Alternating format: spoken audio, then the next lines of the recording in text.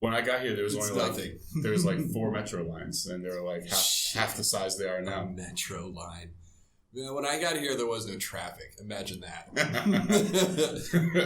There was no people. It was just me and my boss and my two students. There's people, a lot more life outside there, I guess.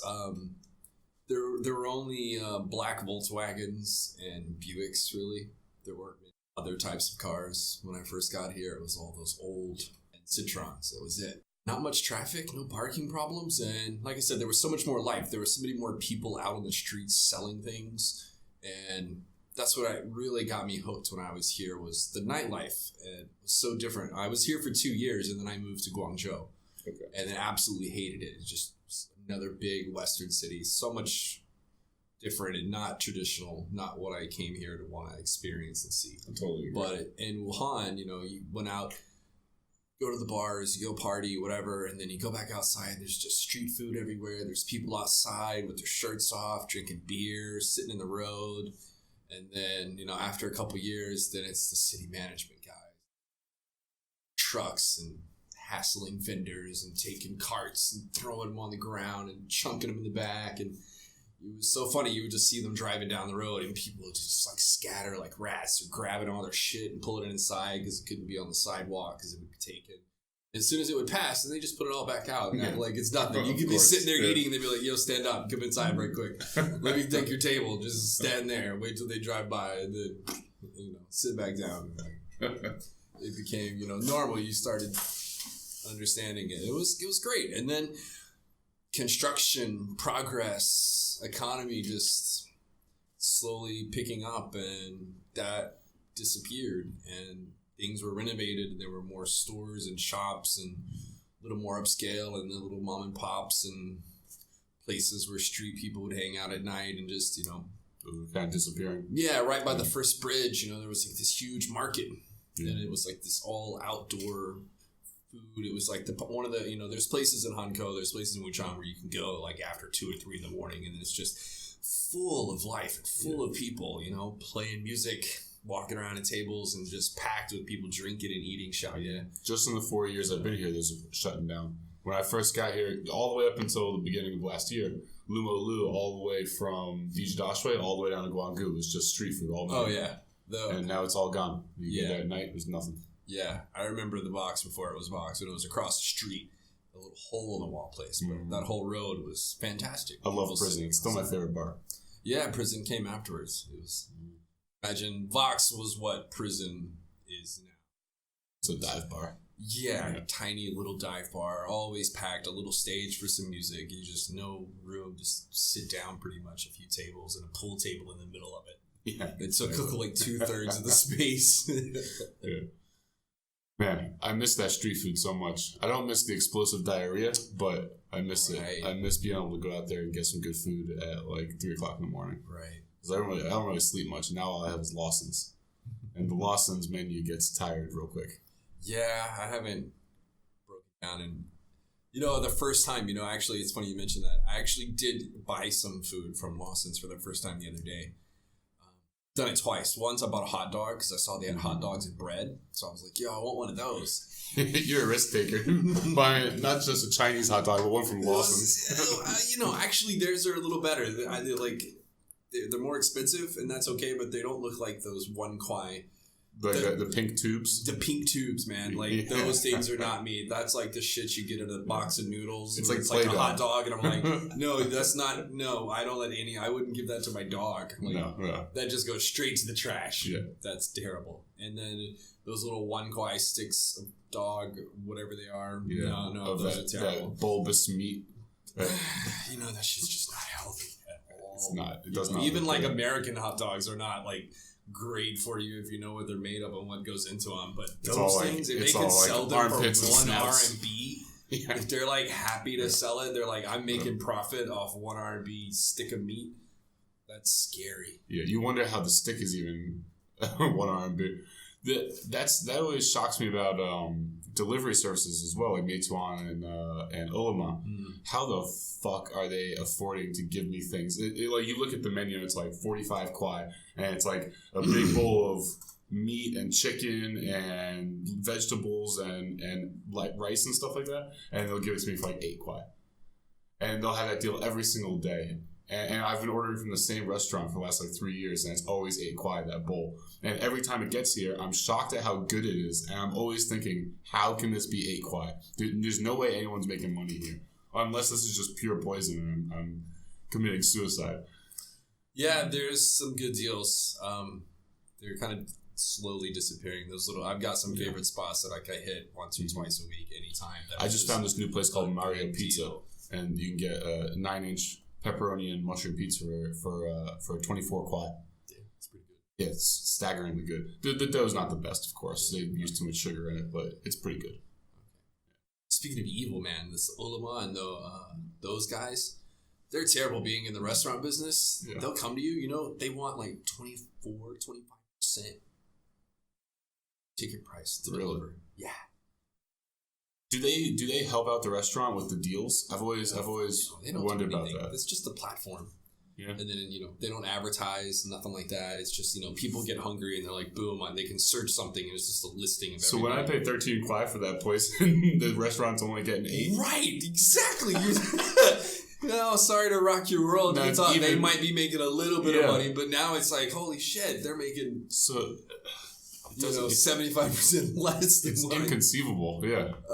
Yeah. No.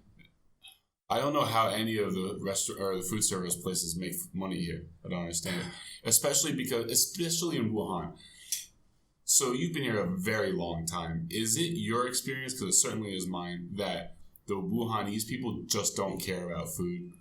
Wuhan people are a different market. Shockingly really, they're very special. Anyone who comes here from another city thinking, I'm going to open up this restaurant, I'm going to have this food, I'm going to do this. They come to Wuhan and they get smacked down. Yeah. They just come here and they'll spin and they're like, this is working in Shanghai and Beijing and Wuhan's economy. They're coming up, they're consuming more Western stuff. I'm going to come here and do it just like I do in the other cities, and then waste of money. Why? Closed down. Why is that? Why don't it seems to me the Wuhanese people just don't care about quality or customer service. They're hagglers. Number one, they're hagglers. Mm-hmm. They're scrappy hagglers. They're always negotiating and haggling over everything. You never go to another city and you go to a restaurant, when it's time to get the receipt, they're like, yo, I'll give you this bottle of Coca-Cola if you don't get a receipt. Oh, yeah, no fabias. Right, because I've got to pay taxes on this receipt, but I'll give you a Coca-Cola. You're like, nah, I'll give you 2. And you're like, I don't need that receipt. I'm going to take whatever you're going to give me. A free box of napkins, a fucking orange, whatever it is. Right. It's like, who needs the receipt? And everybody knows what it's about. Yeah. I'm like, yeah, you're not going to pay taxes, but I don't care. I'm saving money. So they're really frugal. And they love their barbecue. When I go to other cities, it's not like the nightlife here. They love shaoya. They love their outside. They love barbecue, and it's their flavors. They love a real strong mixture in flavors, some spicy. Even though we're right in the middle of China, it's a really good point. It's not too spicy and it's not too sweet, and sometimes it's a lot of both. Yeah, absolutely. And it's just kind of a strange combination sometimes. Really spicy and sweet. Depending on what you're eating, but they don't like too sweet, sugary, but they like a sweetness. Mm-hmm. As long as it's with spicy, they're so different. And there's a strange amount of sugar and strange things. Habits. It's crazy. They've got money. They could be spending like they are in other cities and other restaurants, but they just won't do it. And they're not gonna. They want cheap, and they want... Why is the customer service so awful in Wuhan? I've been to like, I don't know, 10 other Chinese cities, and they care so much more in those cities. In Guilin... I've been to Guilin. It's the best food I've had in China. I think... Every restaurant cared so much about the food they were making, and they genuinely cared about the experience. Because that's a tourist city. But even when I was like at 3 a.m. drunk, like wandering into some chow mein place, they really give a shit. It's all word of mouth. It's all tourists. Mm-hmm. A lot of foreigners. Everyone's doing TripAdvisor and writing reviews, and then everywhere you go, like that's important to them. That's their economy, their livelihood. Mm-hmm. Here in Wuhan, it's just like there's so many damn people. And this is my general opinion of a lot of businesses, is that they open up, and if they're not making money in a short amount of time, they're going to close. They'll invest they'll spend a lot of money, renovations, decorations, advertising, and then 3 to 6 months, if they're just not making money, they're like, no, we're going to quit. They don't open up with a mindset where like, all right, we're going to do this for a year. We're going to budget. We're going to plan. Slowly increase market share, penetrate the market, blah, blah, blah. None of that matters. It's just like 3-6 months. We're not making money. This ain't working out. Quit. Just try and transfer a fee to somebody else. Yeah. So, their mentality a lot of times is that they don't care about customer retention. Yes. They just imagine that the population's so big that all they need to do is get everyone in here once. Most of the time, they're like, I don't want to do this forever. I just want to make a bunch of money. And so I don't need to make anybody happy. I just got to make it look good, make it look presentable, and then trick everyone to coming here one time, and then fuck them if they don't come back because there's so many people, so many new customers. Yeah. They don't care about keeping old customers. 15 million people in the city now? Something like that. It's crazy. It is insane. Counting everywhere. Plus the people that are coming in and out of tourism. It's all the students. There's always a rotation of people. It's not... like other cities where people are living there and it's generation upon generation. Here, it's just such a huge student population. There's like a 400 migrant population, right? That there's a turnover unlike anywhere else. It's very unique. So it's a huge turnover, and people don't care. Yeah. They're just like, There's a restaurant on Lumalu that I went to a long time ago, and I went and I had some of the best beef noodles I've ever had in my entire life. And it was fucking incredible. And they even came with like this shredded bread that you can dip into it. And it was so good that I even took a picture of it. And I was like, I'm coming here tomorrow for lunch as well. I went there the very next day. I ordered Nioro Tong Mien, and I showed them the picture, and they brought me a completely different dish. And I was like, this isn't what I ordered. And they're like, fuck you. Fuck you, get out of our restaurant. I'm like, it was literally a fish. It was like a barbecue fish. I was like, I showed you a picture. You're crying because it was so good. You're like, I want this again. Exactly. I was like, I showed you a picture of beef noodles and you brought me a barbecued fish. They're like, fuck you. They got you hooked, dude. And then they were just like, to the street. Yeah, I never went back. I don't know. But it's tragic. Yeah. So there's this one...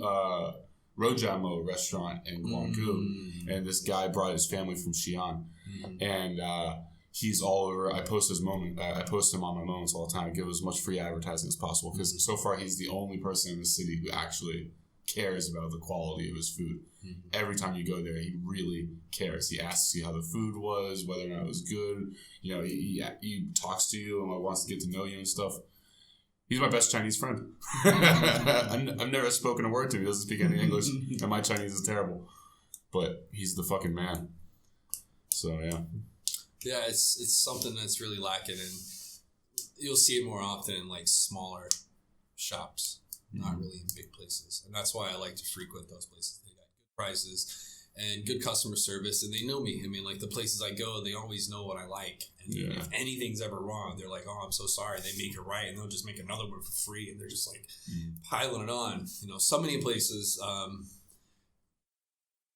like that, but I noticed that over time that the quality and the quantity would slowly diminish. It was like, he's so comfortable. This is not so much now, but like years and years ago, places that I went to all the time. I mean, imagine before the first year I got here, for pricing reference, 5 kwai, get a big bowl of rice with pork and 2 eggs. Okay. For 4 or 5 kwai.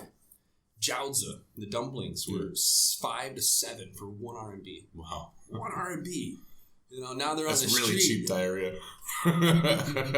Especially with all the vinegar and lajia you're dipping it in, and like the 1.5 RMB bottle of beer that you're washing it down with, because it's just water. It's like the same price. You can get like big bottle of beer, which is water, or a bottle of water, and you're like, I'm gonna drink the Singo and pay 2 kwai and get 5 jiao back whenever I drink the and every 5th jiaozi has like a pig tooth in it. No, it was never that bad, never that dirty. Usually, I always got really bad luck with a lot of those people.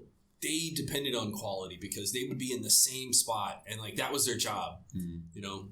They found a spot, they would be there every night, and they were servicing neighborhoods and people that lived near there, and then people were always coming. So if people would talk, if stuff wasn't good, they wouldn't be coming back, and then the competition's kind of stiff because you go to one place and there's like. You know how it is in China. You go to whatever kind of shop, and then all around it, there's a dozen shops that sell the exact same thing. Yeah. You're like, It makes no sense at all. It does not at all. Yeah. And then you would think, oh, maybe there's going to be some competition. But no, they all have the same price. It's like, we're all going to move and work and live here together. And then we're going to get together and just set the same price. You just go to the next one and the next one, like same price, same price. And it doesn't even matter what business it is either. There's I used to live in Jiangsha, and I used to commute into Hongshan every Friday, and because I had weekend work, and I wanted to be in the city, not be in the fucking farmland. And I would walk to my friend's apartment. I'd just crash on his couch, and the walk from the metro to his apartment, there's this one road where there were like 11 auto body shops right next to each other. Yeah. Auto body shops are not high volume businesses. And there's literally 11 of them right next to each other. Yeah. And they were always empty. Every single day I walked past. They were always empty, never doing anything. Just the employees sitting outside playing on their phones. Mm-hmm. And I always thought to myself, I was like, I don't know what the rent is, but there's no way any of these are profitable. There's no way any of them are, they've divided the market between these 11 people now. Mm-hmm. And there's no way that any one of them is making money. And I went back there today, there's probably more. There's probably more than 11. There's probably 15 now. It's funny. Your guest next week, he just asked me the same exact thing. Yeah. Emmett, I was hanging out with him the other night, having some beers. So, and then something came up about podcasts, and I was like, yeah, I'm going to be on my buddy's podcast. Right? I was like, yeah. He's like, I'm going to be on there next week. I was like, damn, small world. Yeah. So anyways, we were walking by going to his place, and then there was like a whole road of auto body shops. And he's like, what the hell is going on? And I just thought to myself, I don't exactly know the reason, but possibly could be the zoning issue. Like, there's not a lot of places where you can have that kind of business because the cars are always taking up spots in the road and the noise or the oil, the dirt. I mean, it might be kind of a zoning thing for something like that, but it's hard to fathom because you see that same instance with plumbing or lighting or baby clothes and milk or whatever. Or even like jiaozi. Groups of places. Yeah, you go to a jiaozi and there's 6 people that are serving the exact same jiaozi. You would think one of them get a bright fucking idea and be like, you know what? I'm not going to do Zhoutai today. Yeah. I'm going to do something different. Or I'm going to move my jiaozi restaurant just 1 block away where there aren't any jiaozi restaurants. Or, I'm just going to make up something new. It's like, let's... But no, if they did that, that would just be suicide because everyone they want Zhoutai or Baotai. Baitai or Zhoutai. It's ridiculous. You would think there used to be really good jiaozi places I would go to, and they so inventive. They would have mushroom and beef inside. They had tomato and egg inside of jiaozi, and just great. All kinds of different flavors. But everyone now it's just like that mystery dice of who knows what. It's usually Zhoutai like that. To me, but when I go there, the key for me in any of those restaurants, because all the jiaozi kind of taste the same, the key to me is the vinegar and the lajiao. Mm-hmm. That's my test. If I like the lajiao in a place, the spicy chili sauce, that's where I'm going to go because that's the most. And if I like the vinegar, because I love vinegar. Mm-hmm. Never was into it in the States. We never have exactly. Dark brown. Don't really eat it a lot. But here, man, it goes on everything. My fried rice, I'm like, put some vinegar in there. I'm like, no. Put some vinegar in there. Like, that's a little splash ain't enough, man. Put some more in there. Jiaozi, everything. I'm just like, soaking. I poke holes in my jiaozi, then dip it in the cup. I don't want it just on the outside. No, I poke a hole, put it in there, let it go, run inside, and then take it out and eat it. That's how much I love that shit. For me, it's all about, the quality of how it was cooked. Like if it's you talking boiled, fried, or steamed? So I'm all about fried. I also love steamed if it's done really nicely. If there's a really nice rigidity, tension to the jiaozi peat, and the interior isn't too wet or too dry. Mm-hmm. And I think sort of the perfect medium, what I'm looking for is when it almost becomes like a finger food, where you can have a basket of it in front of you and you just grab them one after another, and they're not dry to the touch, but they don't leave your hand wet. Right. And oh man, those are fun. I can literally just eat those all day. There's the chain. It's like they're Fujian. I think it's a Fujian. But anyways, they do a lot of the steamed ones, and they're not the ones where it's crimped, but they're done in the middle. It's sewn in the middle almost. It's they're crimped in the middle, not a folded and then bunch it. Yeah, not like a half. I don't know why I'm moving my hands so much with the camera. Just make sure the microphone can see your hands. Making sure people out there can see what I'm doing, but wait, no, never mind. It's not like a half moon crimp. It's brought together like a box. Right, it's folded in and then kind of crimped right in the middle, but gone down like you're tying shoelaces almost. It's crazy. Okay. And the reason I like them is A, because they do it perfectly steamed. They're always steamed like that. But B, because they have a peanut sauce. Okay. On the inside?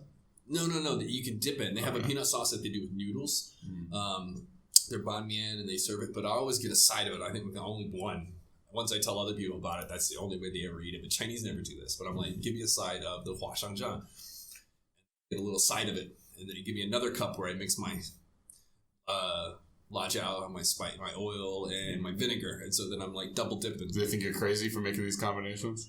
I don't know if they think I'm crazy, but they know, and I do it, and it tastes amazing. And then you get that stuff, and then once you've crossed over enough, then you're kind of mixing it all together. When you tell the Chinese this is delicious, you should try this. Do they try it? Nah. Because I had that issue when I was in Japan recently. Last year, I should say. Last year for winter break, I went to Tokyo for 2 weeks.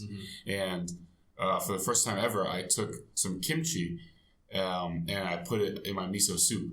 And I just I chopsticked a bunch of it up and then held it in the chopsticks and just switched it around so that the spices come off in the miso. It was a fucking great combination. I was there for 2 weeks and I must have told 20 Japanese people about it and none of them would try it. The Japanese person sitting right next to me having their breakfast. And I'm like, just try it. Just try it. They're like, no. I'm like, it's delicious. Just try it. I'm like, you've had miso soup 10,000 times. Just try it once. I'm not a kimchi fan. I like miso, and I would say I don't want to ruin my miso. That's what they were saying. Maybe so. Yeah, that might be like blasphemy. Maybe. I'm not sure about the cultural significance. Yeah, I don't know. It could be like, the milk and the coffee kind of thing. Like, no, I'd never put milk in my coffee. And then they're like... Or it's like eggs and ice cream or something. Is ice cream without eggs? Hey, man, a fried egg? China? A fried egg on your cookie dough ice cream? Sounds pretty good. I could do that. I like that stuff. But no, speaking of ice cream, it always trips me out in summer. Because in China, when you talk about cheap stuff, the cheap hot dogs, then they have this ice cream that's like ice cream cone and whatever is in it. Like nuts and chocolate. And it's like 2 RMB. Yes. Again, they have it in Lawson's. What? It's literally like 2.5 RMB. No. How is it? I've actually tried a couple just to see. I eat them all the time. The money. I eat all the time. They're fucking great. I've never had a great one. I've usually opened it, seen it, taken a bite, and been like, "Oh, what the hell is this?" The way you can tell though is because Lawson's also sells these ice cream bars. And they're Ukrainian, and they've got all the Russian words on. Good? They're fucking great. Are they bars or like a sandwich? It's like a sandwich. I mean, yeah. Ice cream sandwich. And it's a waffle on both sides. Oh my god! Thank you. Dude, they have them at this Lawson's right here on the way out. Grab them. They're fucking great. Great. Today was worth it. You just told me that because I wasn't sure. That looked kind of sketchy. It's really high quality vanilla ice cream. Okay. But if you get one of those and one of the cheap pieces, because those are like 13 kwai or 15 kwai or something like that. If you get one of those and one of the cheap pieces of shit and you go bite for bite, you immediately realize why it's 2 RMB. Yeah. You're like, this is vanilla ice cream. I don't know what. I got this huge big ass ice cream machine. You got an ice cream machine? Nice. A big one. Industrial kind of thing. I was selling it years ago. Now it sits in my living room most of the time. That's aggressive. Just an industrial ice cream machine in your living room? Yeah, I've got a big place. Every now and then I just need 7 kilograms of ice cream. Something like that, but it's a process. It's a process. But I like it. Something I actually love about the winter in Wuhan or just China in general, is so much of the Chinese food comes piping hot. And so I actually feel like it justifies everything being so mouth-destroyingly hot when it's cold outside. But now in the summertime when it's fucking hot as shit, I think to myself, I'm like, oh, I'm going to go get this. Oh, wait, no, it's 1,000 degrees. Oh, let me go get this. No, that's really, really hot as well. Oh, shit. Is there any cold food? Is there any famous Chinese cold food? I've heard of cold noodles. I love when, that's it. That's one of my favorite things. I love when springtime gets, because I can't get it anytime during the fall. It's only in the spring and summer I can get cold noodles. But they do different kinds. It's mostly this real thin kind of spaghetti-like noodle. That's how you'd imagine it. But then they have other kinds of noodles that they do from provinces that you can get. Just some shaved ones and some rice ones. Okay. See a Xi'an noodle place, definitely hit that up. And they do a lot of cold foods, and so they'll just soak peanuts and vinegar and cucumber and carrots, and they have cold tofu, and it's not really it's cold, but Chinese definition of cold is like room temperature. Yeah, absolutely. It's rarely actually cold. There are a few cold noodle places I go where they keep some stuff in the fridge, and like once I found those are my go-to spots. I don't fuck with anybody else. It's like cold means it was boiling 5 minutes ago. Yeah, something like that. It's sitting out. But they keep stuff in the fridge and then they dump it over, and when you put it in your mouth, it's cold, and you're like this. I got 2 great questions for you because of your history in the food service industry. All right. One, I'm not capable of answering this question for my students when they ask, what is the difference between a hamburger and a sandwich? And where do you draw the line? Where does something become a sandwich? Where does something become a hamburger? I'm not capable of answering the question. I just end up going on a rant of like examples. I'm like, this is a sandwich, this isn't a sandwich, this is a hamburger, this isn't a hamburger. Because my students just call everything a hamburger or they call everything a sandwich. And there's no line. Is there a line? For me, the line is hamburger is a beef patty. So then what about like and it could be a bun or a bread. What if it was like a minced turkey burger? Would you call that a turkey sandwich? But is it, for example, is it formed together in a patty? Yeah. Or is it just pulled pork? Yeah. If it's formed together as in a patty, then I call it a burger, turkey burger. Okay. Or a chicken burger. Anything that's like forms a patty. Mm-hmm. But like if you had like a chicken breast, I would call that, if it's a whole chicken breast, that would be a sandwich. I agree with that. But if you had like this processed chicken, if you actually shredded a chicken, whatever, and then formed a patty with breadcrumbs and stuff, then I'd call that a chicken burger. Okay. So like a formed patty. A formed meat patty makes it a burger. That's the line for burger. I'm going to tell my students that from now on. I'm going to let them know. That's a question they've been asking me for years. What was the other one? I had another question. We were talking about hot and cold food, and you were talking about cold noodles. No, I can't remember. Yeah, you were talking about how everything you eat is really hot, but you don't want to eat that. And it's really nice. I like eating dinner outside with other people in China. You know, when I first got here, it was ridiculous because it's completely so far beyond what we do in America. You know, in America, everyone gets their own plate. All of it comes out at the same time, usually, or it's just there. Everyone starts eating at the same time. But here, it's all family style. They bring out this dish, and then they bring out another dish, and usually it's always hot. And sometimes, in the West, we get it. Not everything's piping hot because they had to wait for everything. Working in the restaurant, waiting for a whole order, stuff's got to sit there under a light or not, and then eventually be brought to you. But here, it's just like, boom, we got one dish, go take it. Another dish, go take it. And then so you're always getting a sample, and you get a little taste of everything, but you don't know when it's going to stop. Whenever you don't speak Chinese, when you're a guest, when you first get here, and you're just like, oh my God, this is so good. I don't know what else, because, you can take your chance and like, I'm just going to eat a little bit of this, because you don't know what's coming. It could be a bunch of shit. It could be a bunch of everything else you don't want to eat. So you better fill up now. Get your share of that so you're not hungry.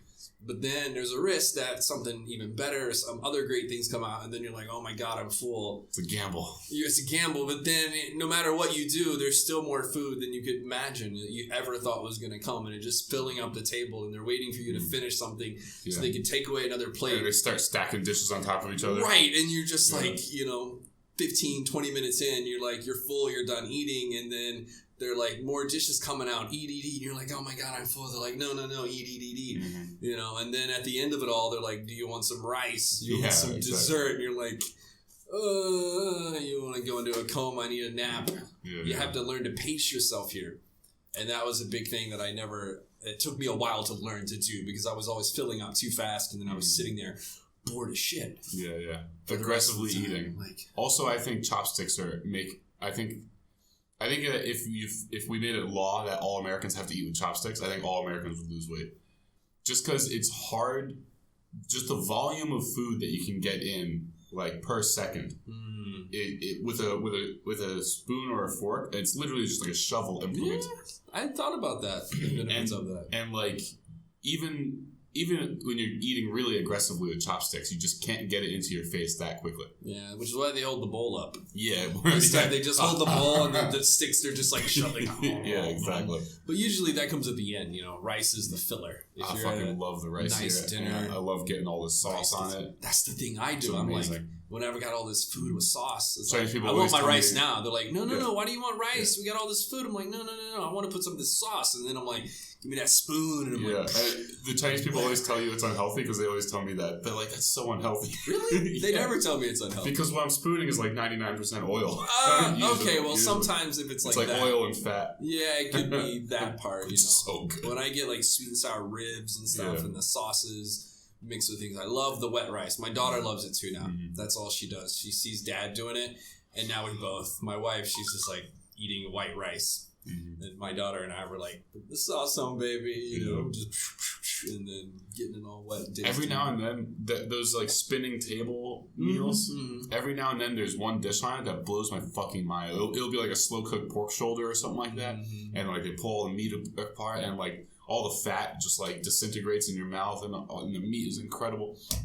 And I'll see that dish going around. And there's always a side of my brain that's like, okay, I'm going to remember this restaurant. I'm going to come back here. I'm just going to order 4 of those by myself. And I'm just going to eat it with my bare hands. I'm just going to stuff pork in my face until I pass out. Gloves and Yeah.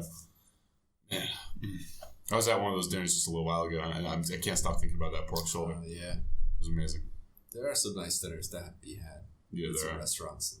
What do you think about the spinning table thing, though?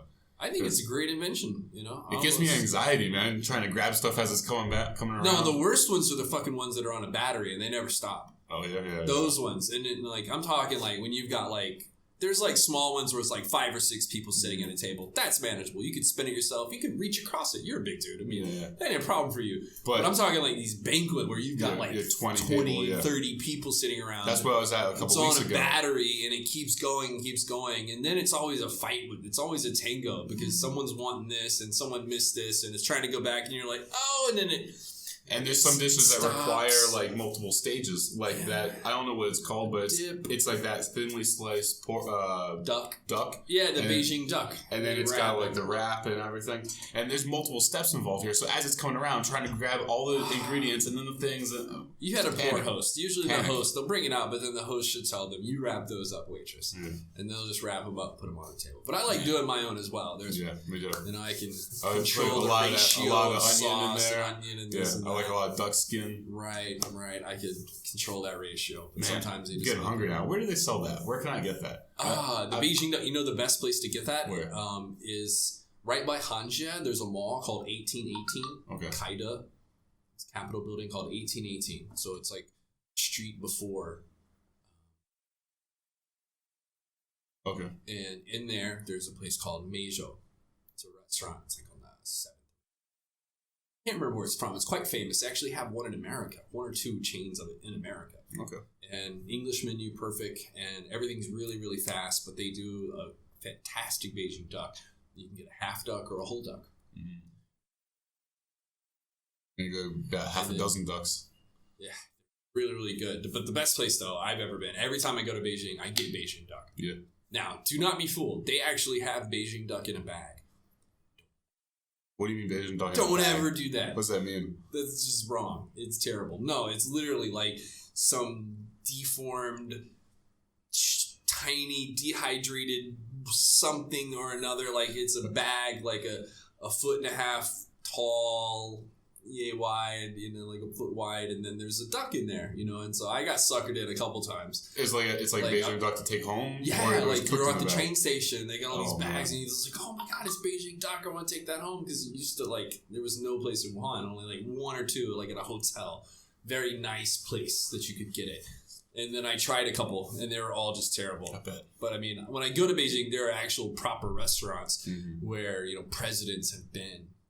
Famous people, they give you certificates and like this is the 1,000,000th duck that we've served. That's a lot of ducks. Yeah, I mean it's completely worth it. They come out and they cut it up in front of you, do a little show, then they give you the soup from it, and then it's just wonderful. I think I need to get some Beijing duck today. Kaida, that's a good place. That's the best place in Wuhan that I've been. Is there any way to get good stuff and bring it home? To get all the ingredients? I was told that Carrefour has it. It's for Beijing duck. Like you can go there and you can get the duck chopped up. Yeah, a lot of supermarkets now, they do that. They've got duck and they'll chop it up and they'll give you a little dough and they'll give you a little plum sauce in a bag and then some little nice spring onions. you can do it, but it's great. Like, it probably won't be the same quality. It's not as good. It's okay. Mm-hmm. It's okay, but it's not as good when it's hot and it's fresh and it's properly roasted. A lot of those places, they're not cooking them very well. Yeah, but need a nice crispy skin. Mm-hmm. Some places, if you're outside Beijing, you used to be Beijing duck was only the skin. The restaurants in Wuhan that you could actually get it, there would be no meat. It would only be the skin that they would wrap up, and that would be it.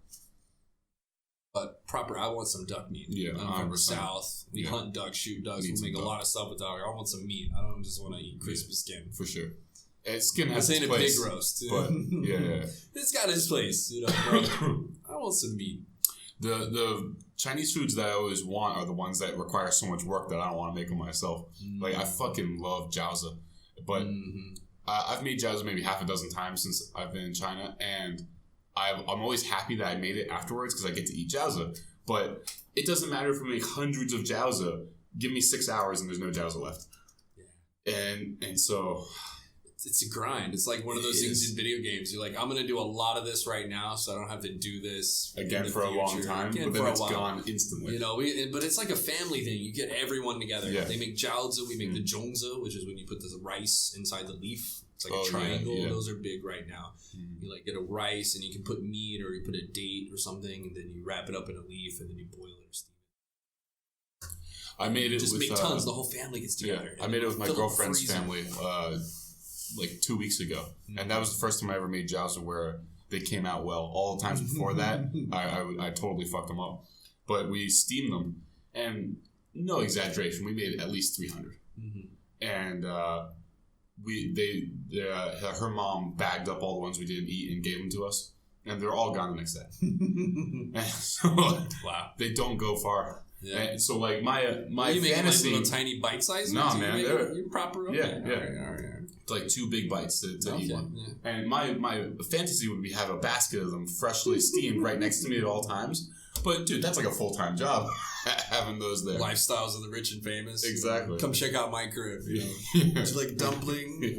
More dumplings. That's someone's job, dude. Exactly. Some Chinese old grandma that you bring over, and that's her only job is just sit in the kitchen making jiaozi. You're like, today I want this flavor. I want this flavor. She needs like 7 arms. It's a lot of work. You could do that. You get a team. It wouldn't be expensive. I need a jiaozi team. They would just need like rice and tea and all the jiaozi homemade as well. Homemade the dough, everything. For sure. Roll it out with your bare hands. That's right. Grind those knuckles down. Yep. Man, they got huge hands, man. Those people in the countryside. They're thick. Like bare paws. It, man. The women are stocky. Their men's hands are boom. And then like they're jack of all trades. Yeah. I love my wife's father, my father-in-law. He's so inventive. And sometimes it's fucking scary. Mm-hmm. Like, can't believe I see him doing stuff. I'm just like, you're gonna kill yourself. Yeah, like you can't do that. So this is what he does. He's like showering with the toaster.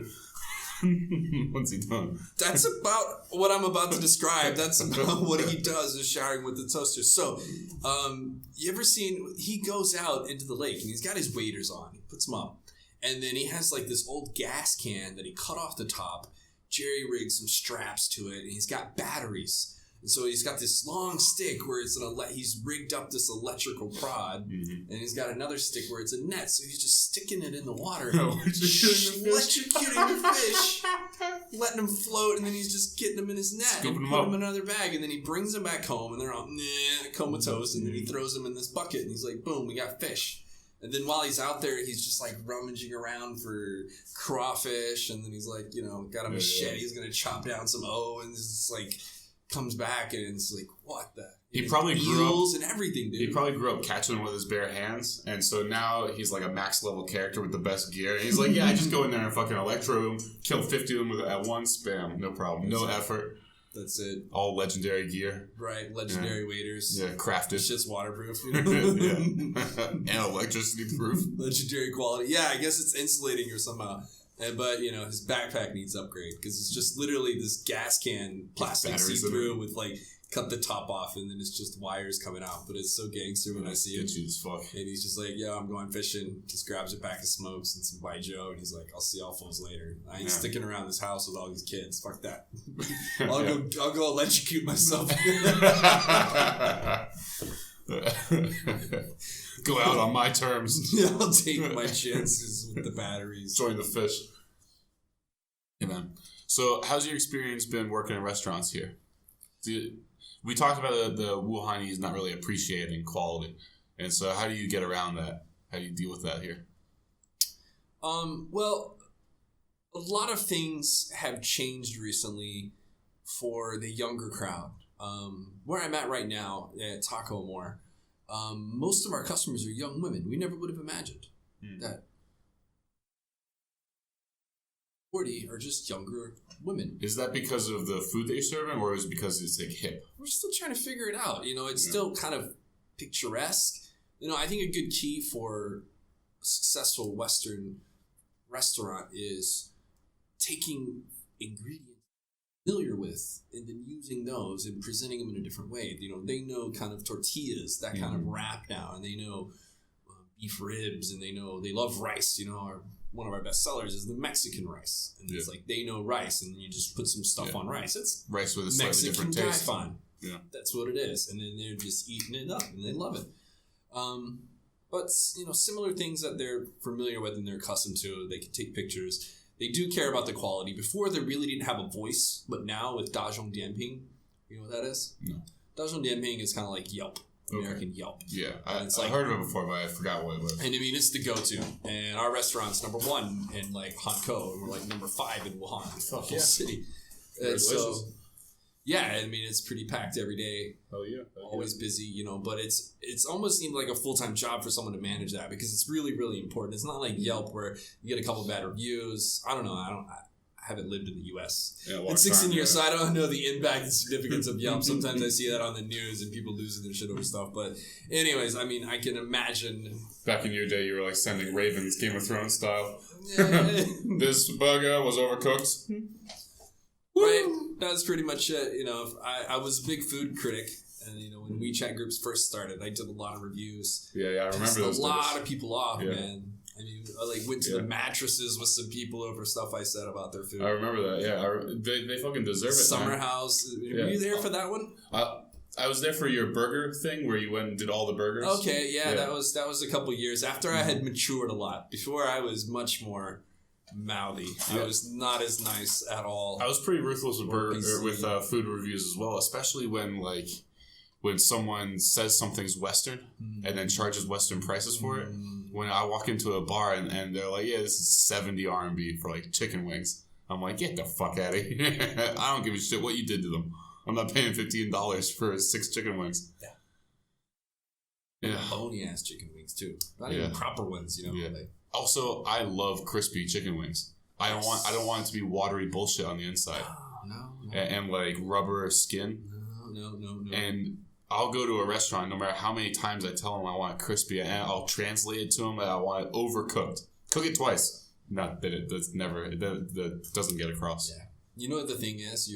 Sorry to say, but every restaurant in Wuhan, they get the same chicken supplier. Yeah. They have the same chicken wing supplier. And I'm from New Orleans. I'll be goddamn. You know how long I've been here?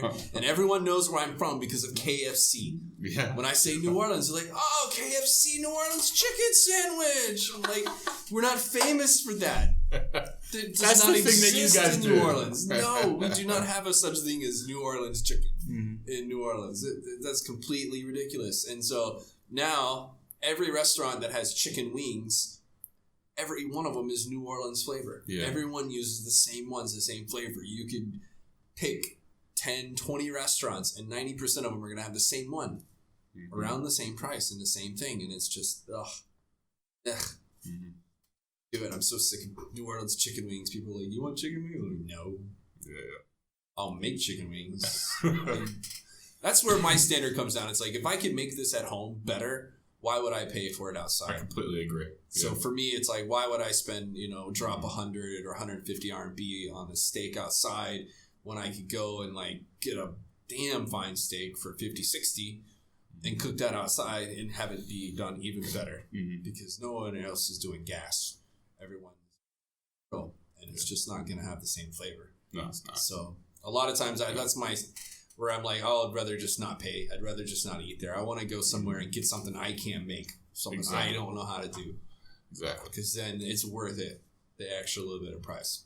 But if I can do it myself, I'm like, I'm not paying 60 RMB for 4 chicken wings because they ain't gonna be half as good as what I can do for 10 kwai. Yeah. And you can make fucking 50 chicken wings where you make them yourself. Right. For a fraction of the cost. And you can make them perfectly. And make up some barbecue sauce. Right. Get that season. Got them on the grill. Get a little charred. I'm basting them. That's all after the marinade. I mean, yeah. But there's an art to it. I worked in food service as well. And you mentioned that a couple times. Yeah, and it kind of made me jaded. And now, you said you never do it again. Yeah. Like you said I've done it, but you're like, I want to have nothing to do with that. 100%. And so like every now and then. What happened to you? Well, I worked in like shitty places a little bit in high school, and then in college I worked in less shitty places. American and dream. Eventually I was a sous chef in college. Okay. And then after college, I managed a restaurant in DC, an Italian restaurant. And then after doing that for a year, 6 days a week, 15 hours a day. Yeah. And that's when I quit and came to China. And so every now and then, yeah, exactly. 4 years. Ready to go back. I'm going to go walk right back into my manager job. No, that job sucked. But every now and then I think to myself, like, oh, this would be a great food, like a food truck or a restaurant or something like this, or even just like a little stall selling hot dogs or something like that. But can't do it. I don't ever want to be between people and their food again. Man, it's you see an ugly side of people when you work in food service. You see angry, hungry people every day. I loved actually being a sous chef. If I could just go back to working just in a kitchen and not have to deal with customers, that was probably the best job I ever had in the food service industry. I agree. I could have made more money as a waiter or waitress, not as a waitress. I don't think I'm that pretty, but as a waiter, yes. You're transitioning. I understand. So yes, I could have made more money as a waiter in college, but I was just loving food. Growing up around it, and just part of family and tradition, and just always so curious. But mostly it was because my family wasn't around. Myself burned a lot of stuff, a lot of trial and error, and slowly figured it out. Had a few people showing me this and that. I just loved it, and I didn't want to deal so much with people because, I can be a people person, but a lot of times I can be an asshole. 100%. Me too. I've definitely calmed down a lot since becoming a father and being here for so long, but I just don't have patience for stupid people. I don't like stupid people, and I don't have patience. I don't have time for people. I think that and there's ignorance and there's stupidity. I do make that distinction. Yes, and there's real ignorance and fake ignorance. Sure. So like when you meet a Chinese person and they don't know something because they can't Google it, that's real ignorance. Right. When you meet an American person and they don't know something because they just haven't Googled it, because they just haven't Googled it, like it's not high enough priority.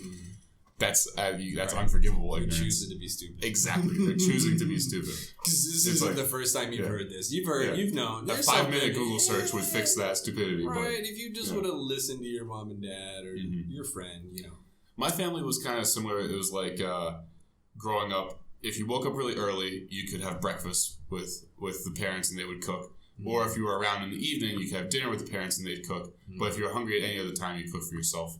And I would never wake up early, and I was never around at night. And so I was cooking a lot, and it was great. Man, I miss making breakfast, like making sausage and bacon and eggs at 2 o'clock in the morning. I used to wake up with my great-grandmother. I was pretty poor. Living with them, I slept with my great-grandmother's bed. My brother was a single mom, trailer, southern Louisiana. But she would wake up every morning, ass crack dawn. We had a huge garden outside where we always gathered vegetables and stuff. But she would make from scratch biscuits, grits, toast, bacon, sausage, everything, just making it fresh, pancakes. And I would wake up with her, always doing it, making it, watching, helping out. She would never eat it. She was a Raisin Bran woman in buttermilk. That was her thing. Like, touch anything, she would cook. that's kind of crazy. I don't know if it's because of that or what's happening, but as a chef and now as a host, a lot of times I love cooking and hosting, big events, especially here in China when it's like Thanksgiving time. Absolutely. And Christmas and holidays. I was, there's just no one around to do that, but I was like, I'm going to do that. And then bars and places were just like, yeah, man, it's 4th of July. I want to barbecue, and I'm barbecuing, and then other people found out, and then bars were like, come barbecue here, and then started getting started, and then Thanksgiving, and I'm like, I'm deep frying turkeys. What are you doing? Like, coming to your house, please. And things just got bigger and bigger and bigger. But I never eat when I'm cooking. I don't know if you ever had that. Like, I gorge myself the whole time, and then I'm usually not hungry for the meal. Oh man, like I'm in this zone where it's like I'm not hungry at all. I don't think about eating. I'm just so concerned about cooking and doing well for other people and managing all the things that I have to do, because it's usually like 20, 30 people and I'm doing it all by myself, and like maybe you can get a hand, but there's a lot of people. But you kind of enjoy that though, right? I kind of enjoy the chaos. When it turns out well. If it all comes down in a giant garbage fire, then... I don't know what that's like, but Yeah, of course. I hosted last Thanksgiving here, and what I usually do when I'm cooking a lot, when I've got 7 different things going on, I'm like testing as I go, like a spoonful here, a spoonful there, a little bite here, and then by the time it gets to dinner, because I've been cooking for like 3 hours, I'm not that hungry anymore. So I end up having a reasonable meal instead of gorging myself. I'm drinking. Yeah. And then maybe a little snack, but sometimes some of the stuff I'm making, you just can't, it's not done until it's done. Yeah, I hear you. Yeah. A lot of things, my wife wants me to cook more, but when I cook, it's like, that's my plan for the day. Yeah, it's very involved. I've got to go get all this. I've got to get all this ready. I've got to make some stock. I've got to get everything chopped and ready, and processes. The kind of food I'm doing takes a while, and it even tastes better the next day. It's like, I'm going to cook this, but we're not going to eat it until tomorrow night. And then let all the flavors mix and melt, or cook it for longer and stuff like that. It's just, I can't just be like, come home after work and like, can you cook something? But like, no. Yeah. No, if I can't do it right, I don't want to do it at all. That's why I've sort of gone in the other direction, since like, I don't want... There's like I don't know how to explain it. There's like a menu of incredibly simple things I'm perfectly happy eating, and then there's a huge gap where like I'm not willing to put more work in unless I do something really amazing. So I'm either going to like do a homemade lasagna, or I'm just going to have scrambled eggs. Yeah. And I'm not putting any extra work in unless I'm going to lasagna, or I'm doing a homemade pizza, or I'm like doing a roast dinner. Yeah. I'm not in that middle ground. It's like, fuck that middle ground. It's just a waste of time. It's amazing. Yeah. I'd rather just have like 8 eggs and some toast. Yeah, I agree. So I keep having this idea when I go to that Rojemo place, or when I go to like a good chow mein place. Do you think that those would make good food trucks in America? Rojemo or chow mein? As Americans put it, chow mein. Yeah. Specifically for drunk crowds. Don't know how much chow mein could go down. It might be okay. The Rojamo, yeah. Especially just a pulled pork sandwich. But sweet sauce. But I mean, it would have to be it would have to be better flavored. What they do here is just a little bit different than what we're used to. I like it here a lot. Chopped up onions, peppers, piece of meat, tons of cumin. I had some great ones the other day. A new place I just discovered that's actually my new. Where is it? At Baotong, Dadongmen. Shadowmen. There's a vegetarian temple there at Dadongmen. It's like, here's Baotong Temple, and you keep going down the road. This is Zhongnan, and then you go, and there's an overpass that goes right before FANGiMATION in the first bridge. That's called Dadongmen. It's right by Here's Snake Mountain, Dadongmen. But right across the street from the temple where the bus stop is, sometimes I get off the bus to change buses there. I was just like, I'm hungry, and I love Rojamo, and then I was just walking. I wanted cold noodles, but none of the places had it. And then I saw this Lanzhou place, and I was like, yeah, I'll go. Foods are packed with meat, and had a bunch of cumin and flavor. I was just like, what? I just like sat down and ate them and enjoyed them. I was just like, so if you had a food truck selling that quality Rojamo, I think it'd be successful, especially if you if you sell it to nighttime crowds. It's hard for me. You go park in DC. Maybe it would nightclubs and bars. Maybe it would be because for me, I miss American food trucks. Like for Yes, me, it's me like too. I've been here so long. That's normal for me. I would want something different. But I think if people have that mentality where they're like everything around is normal for them, they might want the Rouge Amour as bad as I want something different because the food trucks that I've seen in America are always either Mexican or they're like Irish breakfast sandwiches and stuff like that, like sausage and egg sandwiches and or some barbecue. Yeah, barbecue. But like I think the most successful food trucks are the ones that cater to drunk people. Mm-hmm. You know, you park your food truck in fucking Virginia in a warehouse, and then you go to DC, the nightclubs at 1 o'clock in the morning, and then you sell 1,000 sandwiches between 1 o'clock and 3 o'clock, and then you drive back to Virginia. I have no idea. I never down south where I'm from. Never had that. I went to college in Kansas. Oh shit! And then before I came here, I spent summers and holidays in California, and I've been to DC summer camp for debate for a few weeks, but I met some food truck people supervised. Got out to see that kind of food culture. Now, New Orleans, I know I see, but there we're not food truck. There's just so many great places to eat that are always open. Yeah, they're always open. That's the thing. It's not. You don't need a food truck. There's a great place to eat here. There's some incredibly successful food trucks in New York, and that's what they do. Yeah, they park their truck in Jersey, and they just drive into New York to the nightclubs and bars because they close at 4 a.m. in New York, and they just sell like $20 fucking sausage sandwiches, right? And they sell thousands of them every night and make millions of dollars. Yeah, I see the lines, the people. It's nuts. Read about it. So whatever you sell, you have to be able to sell fast. Because I think that jambin, I can never pronounce it. Jambin, it's like that pancake. Yeah. That takes too long. Yeah, it takes too long. But Americans that's like would making like that, crepes. Though. It's like you're just going to go stand and wait for crepes in a line. Exactly. And that was funny. People have been trying to do that business in China for ages. So many foreigners, French, Canadian, they're like, yeah, man, Chinese will love crepes. I'm going to do crepes. I have a crepe business and blah, blah. And every one of them have failed. And then the Chinese started copying, and it's just never been successful.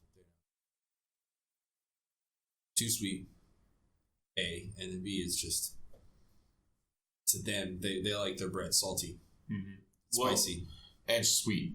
It's actually pretty hard to get bread with no sugar in it here. That's the thing. You know, when they say they don't like sweet, but all the bread is sweet. Yeah. But it's not... it's sweet to us because it actually has sugar, but it's not sweet to them. To us, we say it's sweet bread. To them, it's just bread. Yeah. I think that's the distinction. Like, now you give them an American cookie, and they're going to be like, oh my God, this is too sweet. Straight up diabetes. Right, I can't eat more than one bite. Yeah. And then, you give them like sourdough bread, and they're like, oh, this is bitter. Share my sourdough with them. I have. Yeah, I know what you mean. But I went to France with my girlfriend a couple of weeks, or like 2 months ago. I don't know. Time is blurring, man. I can't. You're telling me, dude. Yeah. Anyway, and she couldn't fucking believe what she was having. This was the first time she had fresh milk, the first time she had high quality bread, the first time she had high quality deli meat, the first time she had high quality deli cheese. She couldn't fucking believe it. Like, and they have little bakeries on every corner, and they sell fresh deli sandwiches for €2 or €3, and you just go down there and get a big jug of milk. I get like 4 or 5 sandwiches, all different types. Get some desserts and such. They have all these machines that do fresh squeezed orange juice, and bring it back to the hotel and eat on the balcony. She couldn't believe it. Fucking deep blue sky, drinking her fresh milk, eating her sandwich. She'd open it and like look at the meat, like, oh my God. Please stop. First time she had pastrami and salami as well. Glad there's no camera. No one can see me cry. Weeping. Yeah. I've had some Chinese sausages that were good, like those cured sausages. There's a couple. I usually make it right whenever winter comes because we let it hang out. Do you know Andy, foreigner? Yeah. I've actually never had his, but I know of him and his sausages. I was eating his like American quote unquote style sausages for a while, and they were good. They're pretty normal American sausages. And one time I was over at his house playing a board game, and his wife cooked up some of his sausages, but they were like the quote unquote Chinese style, and they were fucking incredible. I was like, holy shit, I didn't know you had these. So I bought a shitload of those. They were amazing, and they were like really high fat content, you know, and like cured meat. Slice them up thin and fry them. Man, fucking sausage and egg sandwiches. It's so unhealthy. The sausage is like 60% fat. It's ruthless. Damn, that's price. It should be a little less. Yeah, true. I mean, again, you're paying Western prices. You're paying like, but for 60%, you're paying like $6 a pound. Wow. Yeah. It's probably not 60%. Probably exaggerated. I can't tell. But that's unusual for me. I'm not usually eating like the marbled fat sausages. Right, yeah. So it seems like a lot of fat to me. Mean, but yeah, it's not properly Western style where it's juicy. Yeah. It's weird, like sometimes Chinese, they'll eat like whole pieces of fat, but then like you've got some fat and sausage and they're like, no. But then like they'll take a whole chunk of fried fat, you know. The Chinese are so inconsistent, it's unbelievable. Yeah, it is. How many times have they told you that Americans are unhealthy because they eat oily food? And they'll say that like while they're eating some street food that's just dripping in oil. Right. Dripping in oil. And I always tell them, like, look, if oil was unhealthy, all Chinese people would be morbidly obese. Yeah. Because everything you eat is oil. It's all oil. The reason Americans are fat is sugar. Oil you're eating. God. Yeah. 100%. For sure. Yeah. It is. There's no way that fat and oil are bad for you. Otherwise, Chinese people would all die. It's not the carbohydrates. At 17. Because they're all eating tons of rice. Yeah. No, it really is. Their diet is purely rice. Sugar, it's carbohydrate and fat. They have very little protein in their diet. I've seen the Chinese girl when I got here. You know, my grandmother was here in high school working. And I think she's always said to me, stuck with me. She's like, I love it. And she's tall. She's tall as you. And she said, you know, I love the Chinese. And they come up to here, they come up to my knee, and they all say hello. They come up to your knees and say hello. Good. And when I first got here, you know, I was the tallest kid around. 5'11". There was no Yao Ming around me. I was it. You know, I was looking above and beyond. And they're getting that milk and that meat in the diet. Yeah, dude. And then that meat and that. And now they're genetically engineering all kids. That stuff started kicking in. Yeah, I guess the ones with money are going to Hong Kong and choosing twins, perfect twins. And then, now, you know, fucking 8th graders are looking down on me. I'm like, Jesus Christ. Well, every now and then you see like some, I swear to God, like genetic experiment. Like I did a little work in this high school last year. And one of the classes had this high school kid. He was like 15. And he was like 6'8", and he was built. He looked like he was a 35-year-old man who'd been working out for 20 years. Right. And you could tell he was 15 because he was like so fucking socially awkward and he was like so insecure. and like his desk came up to his like shin, you know? And he had like he was 15. He had a little 15-year-old girlfriend as well, and I was like, dude, tiny thing you put in your pocket. Exactly. I was like, dude, do not get her pregnant. You know, you got a bright future ahead of you in the Chinese NBA and all sorts of shit. Something big. And that's the thing, dude. They sort those kids out. Yeah. Any one of them that has any kind of that potential, they're getting sorted from a young age. They're getting coached, taught. Government stipends, and some sketchy G-man came and took his genetics, and they're cloning him in some laboratory like somewhere. You know, probably they're like, let's see what happens when we put this in a pig. Yeah, exactly. Let's cross this guy with a bird. We'll make giant bird people. Seems like a good idea. Meaner chickens. Watched a crazy video with my buddy Nico. He has a Greek restaurant. Yeah, I know Nico. I'm there. Very, very often. Is that Element Fresh? No, that's what's G and Blue. A G and Blue, yeah. G and Blue. I went there right when they opened, and I haven't been back. Yeah. It was great food. Been there a couple years now. It's updated menu, and anyways, we're always hanging out. I spend more time there after it closes than when it's actually open. But we were watching a video on beef. He's got like 50 years experience in the industry in other countries, and then like maybe 10 in China, so he's got all this insight, all these stories, and he just doesn't take bullshit. They're always trying to screw him over, and just for Chinese, you know, all this stuff is so acceptable, but he just won't accept it. But you know, we were looking at the different cows, and it was like the top 10 breeds, and I had no idea that France has some of the biggest, strongest, heaviest, bulkiest cows you've ever seen. They have these breeds that are just like have these extra muscles everywhere. Oh yeah, what are those called? I can't remember the names. Yeah, it was like a top 10 breed, and it's like Belgian or something like that. Like no, the giant bull. That wasn't even on the list. Shit. The Belgian one, like every name of the cows that I knew, like they weren't on the list. They weren't on the list, man. It was all these crazy, ridiculous ones. Where was the American GMO cow on the list? The one that can't stand up. There was no American cow on there. I just watched Food Inc. with my students a little while ago. 2 tons of pure boom. It's like, damn, I had no idea they had cows that look like that. Yeah, for real. I thought it was a freak thing, but no, there's just been centuries of breeding. Yeah. I used to think that America had the best like meat industry because America's like famous. Americans are famous for their extreme meat diet, but apparently not. I was surprised then. Shit. When I was in France, I didn't have any steak. Maybe I should have. Yeah, I mean, I don't know what necessarily it was for beef consumption. It could have been for export. It could have been for milk. It could have been for military purposes. Or military purposes. Put lasers on their backs. Right. Ride cows into combat. Armored cows. To fight our sharks. Yeah. Laser sharks. Laser sharks versus laser cows. I swear to God, I could make movies. I just need someone to give me the budget and I could start writing. I could write scripts all day. Yeah. I saw this terrible movie the other day. I don't even watch it all. I just kind of like let it play in the background. It's called Iron Sky: The Coming Race. What's that about? I thought it was going to be kind of legit. Yeah. You know, it's like apparently some aliens come and they can shapeshift and look like humans, and they take over the different. From what I gathered, is that they take over the leaderships of like the U.S. and Russia, and then they just go to nuclear war. Basically, just straight to nuclear war. Yeah, they're just like screw humans. We want this. Yeah, it just goes to nuclear winter. Did they not have their own nukes? I mean, they came all the way from. No, they just wanted us to kill each other, and then so nukes they were on the moon, I think, and then they came and invaded Earth, and then we escaped and to the moon. And we invaded in a small colony. So like we switched places, right? And then we just left each other alone, but they wanted. Apparently, like the core of the Earth is actually another kind of world. Sounds like quality programming.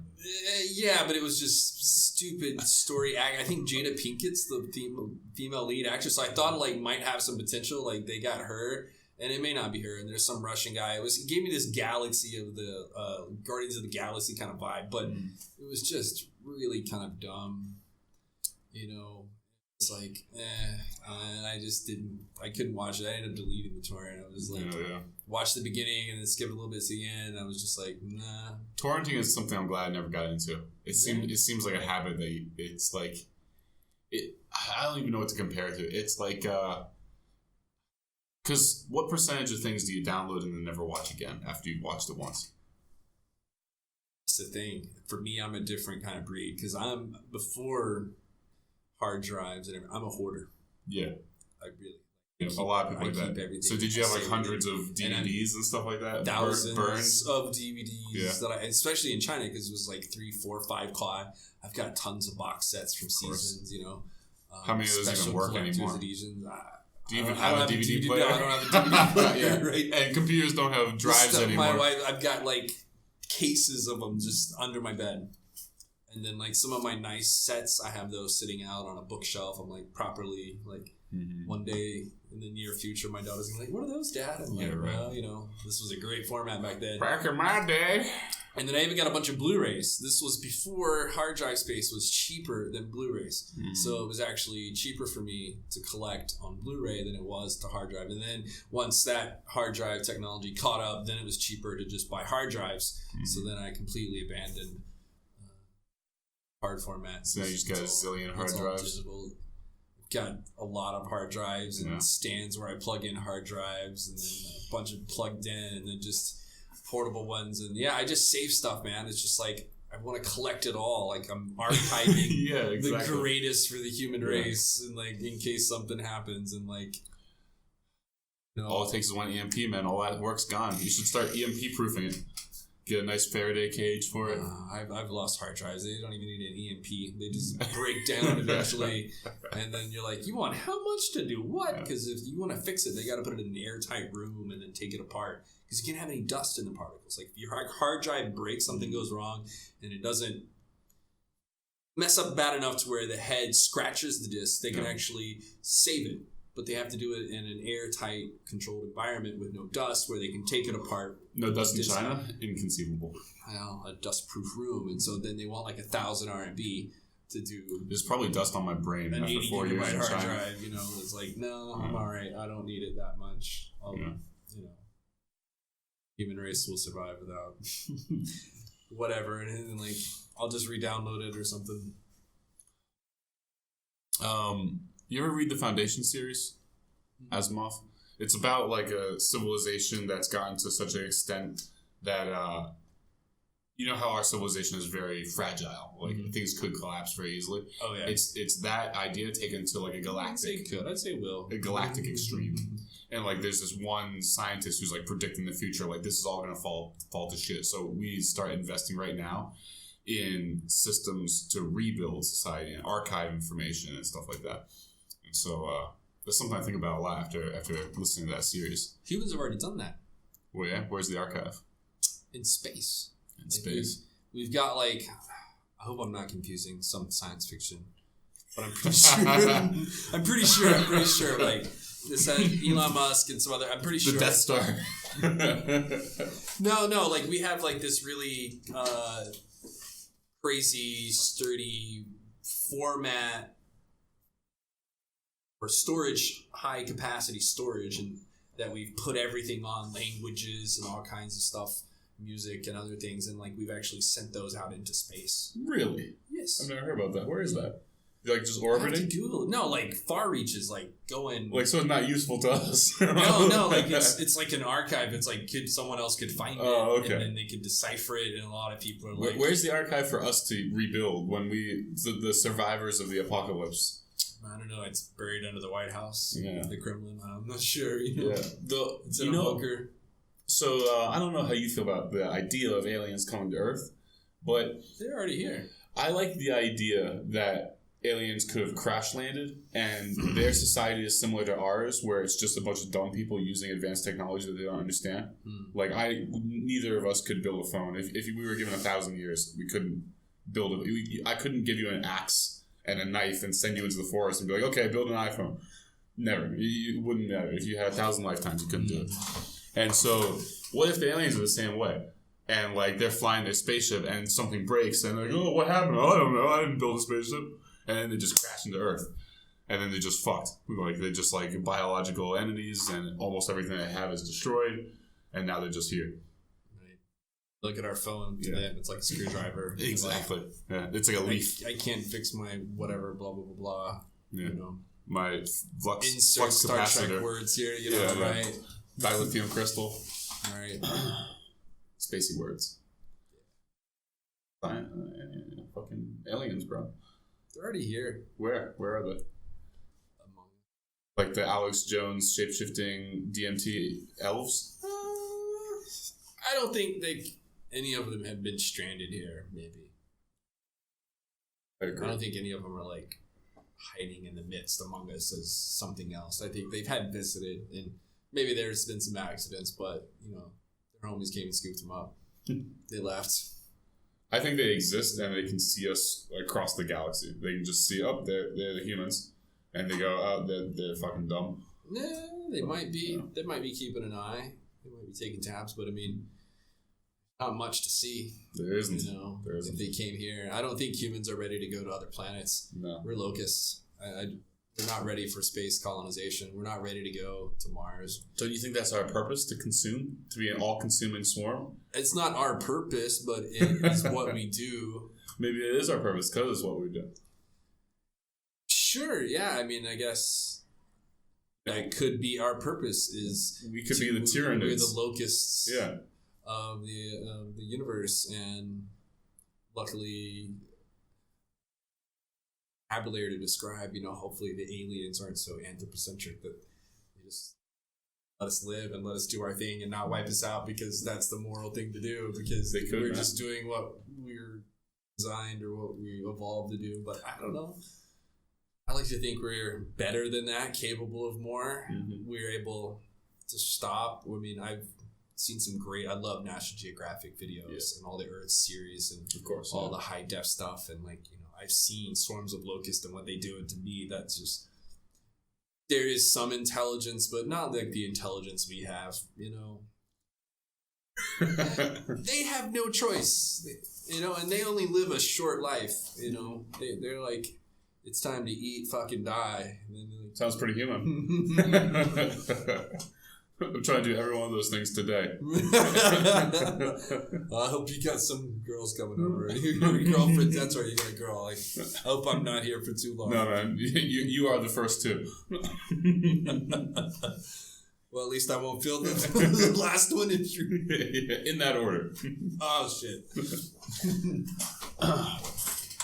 You know, I don't know. Do you feel safe in China? I do. You do? I do feel that it is safe. But that's until I had a daughter. I thought you were going to say until you get into a taxi in Guangzhou and then everything goes out the window. You're like, all right, fucking Hail Mary, full of grace. Here we go. I do have a couple crazy safes. I'll tell you one. But anyways, to answer your question, until I had a daughter, whenever I think, and maybe it's still relatively safe, but not like what it used to be when I was a kid growing up. You know, I think now the distance from my kids' kindergarten to our house, that's something I used to walk back and forth by myself. You know, I can do those things, go outside, but maybe it's more of a safety issue, as in like the traffic and the number of people. It's just not certainly. safe And the for them e-bikes to be on walking. the sidewalk. And the sidewalk, and some places there are no sidewalks. There's so much construction. It's not that I don't trust her. I just don't trust others. Yes, 100%. So in some ways, but like when it comes to like safety, as in, you know, I don't think anyone's gonna hurt or kidnap. You know, I mean, there's still that risk because she stands out a little bit as a foreigner, and then there's still the whole Chinese people wanting boys. There's still a few things that are inherent to their system and culture, but overall, in general, I feel safer. I never feel scared going someplace. The only time that it is troublesome is getting into an argument or a fight with a Chinese person, because it's never just one. Yeah, and you know that it's never going to go your way. It hasn't. I've been definitely in police stations after the crazy at being attacked and then hurting someone and then having to pay money because I was defending my wife and family. Yeah. Two guys are attacking me. I beat the shit out of them, and then they're like, I gotta pay. And I'm like, don't they get punished? They attacked me. There's a video. Nothing. Dude, you hurt them. They're missing work. And I'm like, yeah, they're missing work. They were stupid. But do you think that they would still punish you if you were Chinese? If this was a Chinese guy defending his family against two other Chinese guys? How bad it is, but it's never a fair fight. You never. No, never. And that's. You're lucky if it's only 2-on-1. Right, you're lucky. You know, it's usually 5, a lot 6. worse. And I've been in those situations, and then afterwards, they never do anything. You know, and you could get bloodied up. I got buddies that we wait around an hour for the cops to show up, and it's like, well, he's bleeding from the head. We should probably go to the hospital or something. And then they dick all. Nothing happens. You know. I've even been able to catch guys and keep them until the police go there, and then nothing happens. It's pretty ridiculous. So much of that is... So it's a weird system where you're not afraid of people like you would be in America. Right. But if something happens in America, there will be repercussions. Right. There will be retribution. Right. The police come and take people away, and people go to jail. And there's social justice system here where it's like whoever gets hurt gets paid. It puts a check on a lot of things. Mm-hmm. But before the police state that we currently live in, it was difficult to find people, and they could disappear quite easily. But now, with so much surveillance, so much facial recognition, and especially in Wuhan with everything beefing up for the military games, like it's scary how closely we're all followed with phones. Everyone's got a phone now, and they can track and follow. And 100%. I think serious things could happen. I've gotten in a lot of arguments with foreigners who I think are a little bit delusional with the situation they're in here in China. And one of the things is when I hear foreigners scoff at the idea that they're being listened to, what I always say is, like, how big do you think the foreign population is, and how many Chinese people do you think need jobs? It's absolutely reasonable to think that someone is listening to your phone literally 24 hours a day. For multiple reasons. People need jobs. They can afford it. There's not that many foreigners. And in the government's eyes, at least, it would be important enough to do that. Yeah. Really, I mean, I don't mind throwing trash on the road because I know that that's someone's job to come and sweep the gutters and sweep it and clean it. Well, not to mention that, and there are no trash cans. Yeah. I'm not going to hold my trash for 10, 20 minutes looking for a trash can. Not to mention there's places in the city where you literally can't walk down the street without stepping on trash. Yeah. Every single night, it's cleaned up, and then the next day it's that's it. And it's just like, this is where you throw your trash. Yeah. And that's someone's job to clean it. Dude, I can't stand the snot rockets. Oh. People just blow their nose into their hand and then just wipe it on their pants. Oh man! And then it's loud and it's right in front of you. Like they don't even try and excuse themselves. And it doesn't matter what they look. It could be some dude like wearing a nice suit with a briefcase, and he'll just blow his nose into his hand and wipe it on his suit jacket. Right? He hops out in the benzo, you know, and then grandma. And he goes shake someone's hand. Oh man! God damn it! Fucking gross. It is. I'll never get it. And the fingernails. Yeah. That is always the long, nasty fingernails. You know what that's about? Picking ears and noses? No. I always thought, we're from America, so I assumed it was Coke, but when I first got here. Right? I thought that too. They got a long pinky nail. No, it's a status. Having long fingernails, particularly having one long one, is a sign that you do not work with your hands. You do not do They still have those things in these old countries, don't they? Yes. We don't have those kinds of things in America. Right. I was telling that to my class the other day, and they got super offended. Because I told it from the perspective of an American. I was like, I often feel lucky that our country doesn't have like deeply ingrained traditions and ceremony and all this bullshit that other cultures have, where that it just feels exhausting. It doesn't feel like it has any purpose. And that's a perfect example. The long fingernail shit. Like in America, it's just like clip your fucking fingernail. Right? How are you gonna use like it's just gonna get in the way. It's just getting dirty as shit as well. We don't care about face. Faces and people aren't looking at your fingernails. If you got long, dirty fingernails, people something. But this person just doesn't care about personal hygiene. Right. That's what you're thinking. Or they think, or we think, oh, use a coquette or something. Yeah, exactly. But here, it's like, no, I don't work with my hands. Back to the safety issue. So like. What's really dangerous in China is the environment. That's what I always tell people back home because people are curious about what China is like. Is it dangerous? And the people aren't dangerous. The environment's dangerous, and that includes the things that you interact with people, like taxis and e-bikes cruising all over the place and stuff, and the poisonous air, water, and food. Does that ever make you get like the urge to go back to America? Like. Sometimes I get the urge to go like full opposite and go to like the West Virginia mountains, go live in the fucking forest. Yeah, it can be bad, but I try to weigh it all. It really hasn't reached a point where the negative. It's hard, I've got air filters in the house and cook at home a lot and careful and don't drink. Stuff like that. Gotta drink the non-food. The Cesspon tastes like metal. Yeah, I taste it. I can't drink that kind of water. And I refuse. I won't. My wife is fine. She can do it. My daughter and I, we drink cold milk and cold water.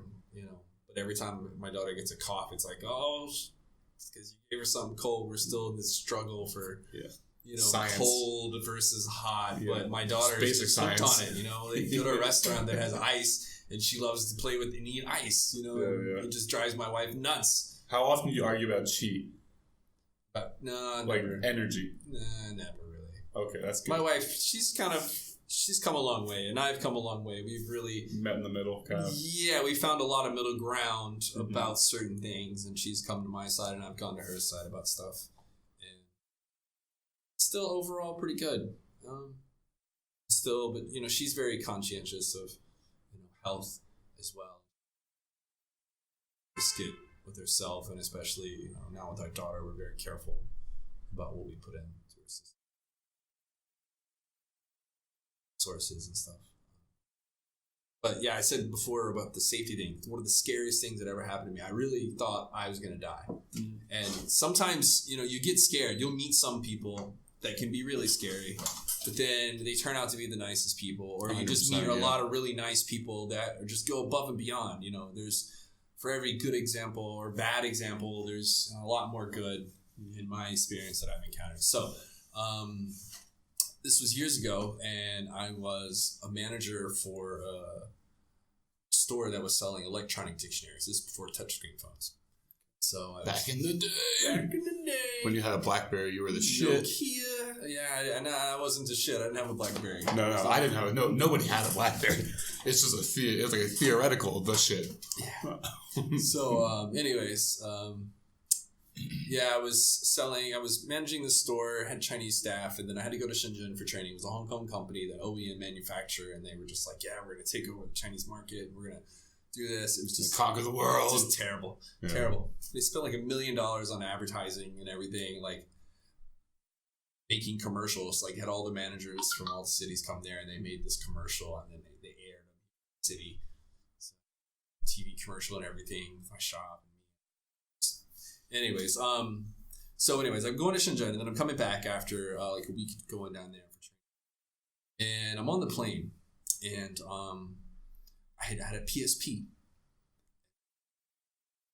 I sat next to this really rough, he had this suit. He was like 80s gangster kind of vibe, right? Old like Hong Kong gangster movie. Triad. He's probably got like a hatchet on him, maybe if it wasn't an airplane, he might have had something on him, but actually no, he gave me more like he's the boss kind of vibe. Like he wasn't the hitman. Yeah. He wasn't the wrench. He was like giving directions, He was protected. He's the boss. And, like, you remember Saved by the Bell? Mm-hmm. Zach had that phone. Portable phone. Oh, that's the like big really, brick one? Yeah, the brick portable phones. Anyways, there was a fad years ago where they started making those again. It's cell phones. And people liked them. And they made them smaller ones. So anyways, he's got one of those. And the little ones. Yeah, I know little ones. And he had bigger ones too. And this dude had both. And I'm sitting there playing my PSP and he's just fascinated with it.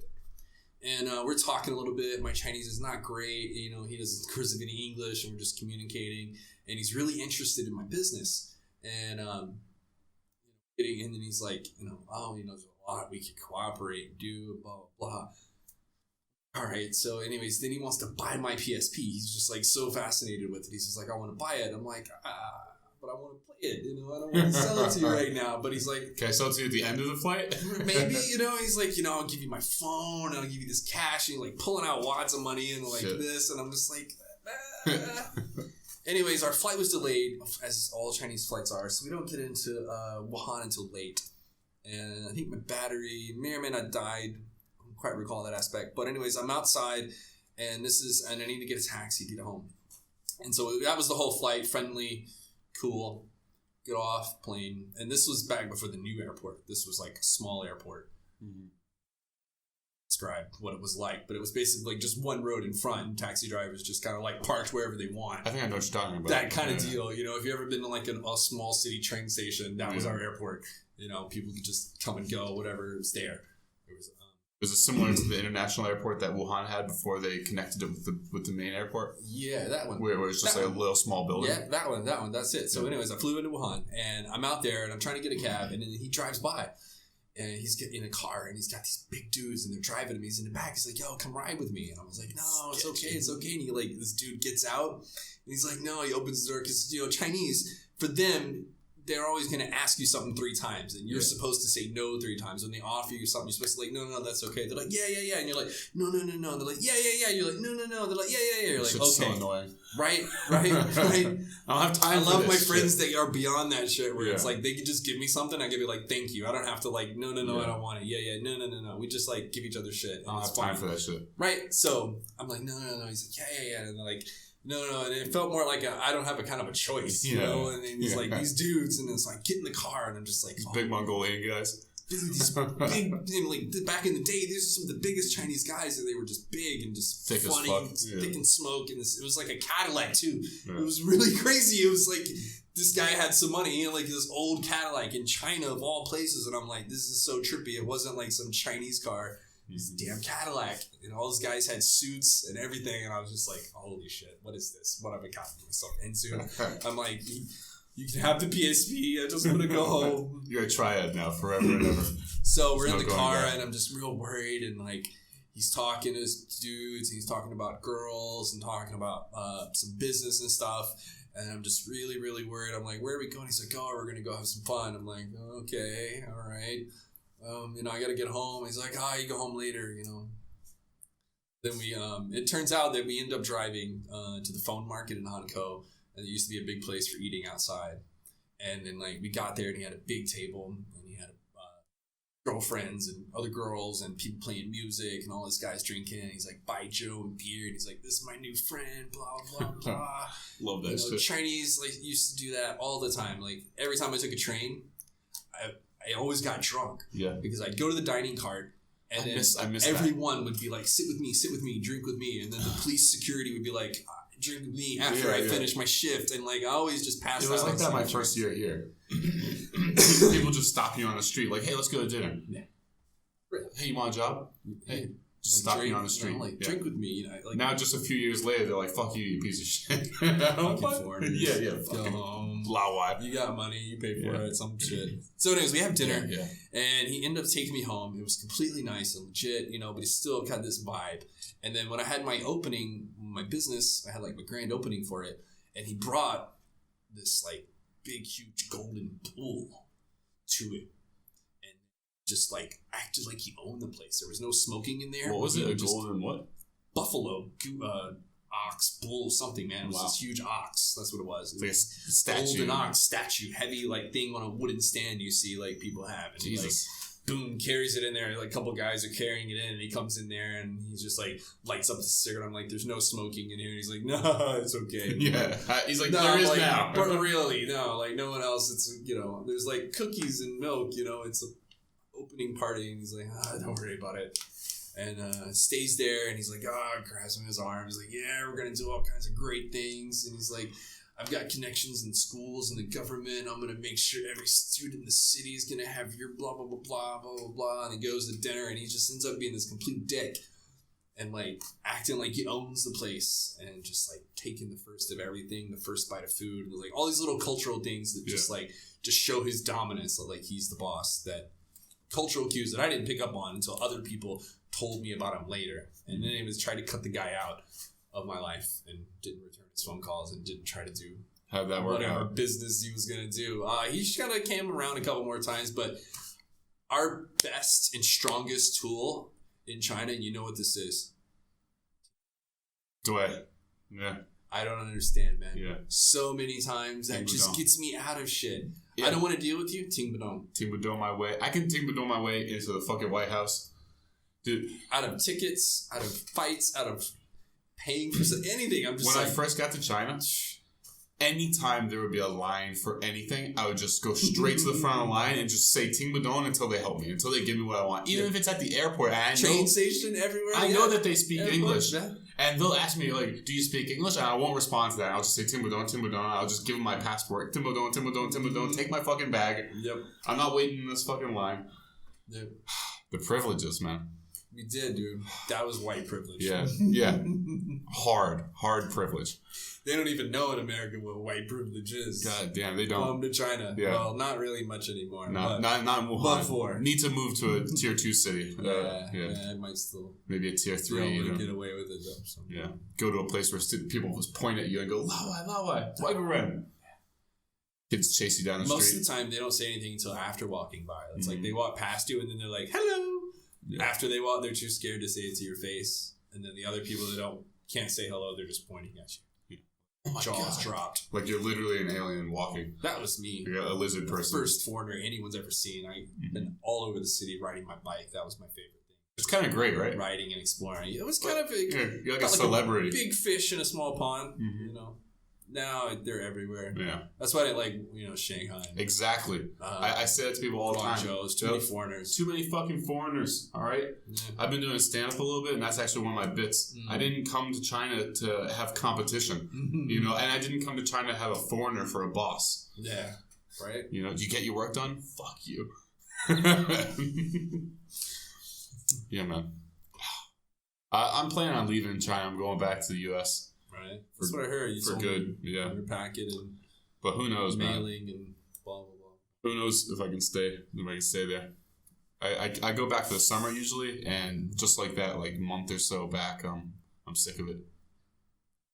It's China. I've been back once. Once in 16 years? Yes, dude. Jesus. I've been to some other countries, but I've only been back home to the U.S. once. Wow. Why? Just don't miss it? Yeah, I mean, I kind of miss some of the people, but, you know, I've had a couple of brothers that live here. One of my brothers still lives here. What about high-speed internet? You don't miss that? Fresh milk? Here's the thing. Salami? Here's the thing. You've forgotten. I have been here for 16 years. Yeah. When I came here, I brought my IBM laptop with a 56K modem. Oh, shit. Card. Oh, yeah, dude. I was a big baller. Yeah. Right? I mean, I got the top of the line one at Office Depot. I was like, I want the fastest 56K ever. Damn, man. You know, I plug in 2 of them, get 128. What? When you first came here, I was 12 years old. Right, so I don't know what high speed of internet is in the U.S. I don't know what that means. Right? My internet gaming, I know the other half of this show is bullshit gaming, but like my gaming started here. Had a computer, and I had a modem, a dial-up modem, and then, you know, I was playing PlanetSide. First computer games. But what really got me into it, I guess that was like the second or third year I built a computer and started playing that game. But when I was in the States, I was playing Morrowind and Knights of the Old Republic on Xbox. But I didn't get to finish before I moved to China. My buddy had them. I didn't have an Xbox. So I moved to China, and then I was like, oh my God, I was like crack. I was like, I didn't finish KOTOR. I didn't finish... Yeah. You know, Morrowind, I still didn't even figure out that you could go to sleep. That's how far I was like. I went on for like days before I figured out you had to go to sleep to level up. Yeah. You know, I was exploring Did you play them since then? So when I got here, I was like, like, take me to an electronics market. And it blew my mind because when I got here, we had this rich boss and he was just like, took us out, showed us a great time. He gave us a phone, everything. And he gave us like 2 months' salary. He was just like, boom, here's this. Because we got $5,000 a month, but you know, from the bank you usually get $10,000 in a wrap. Yeah. So he was just like, boom, boom. Here's 2 months' salary. Yeah, exactly. Don't fucking bother. And that feels crazy coming from America, just having a stack of cash in your pocket. Right.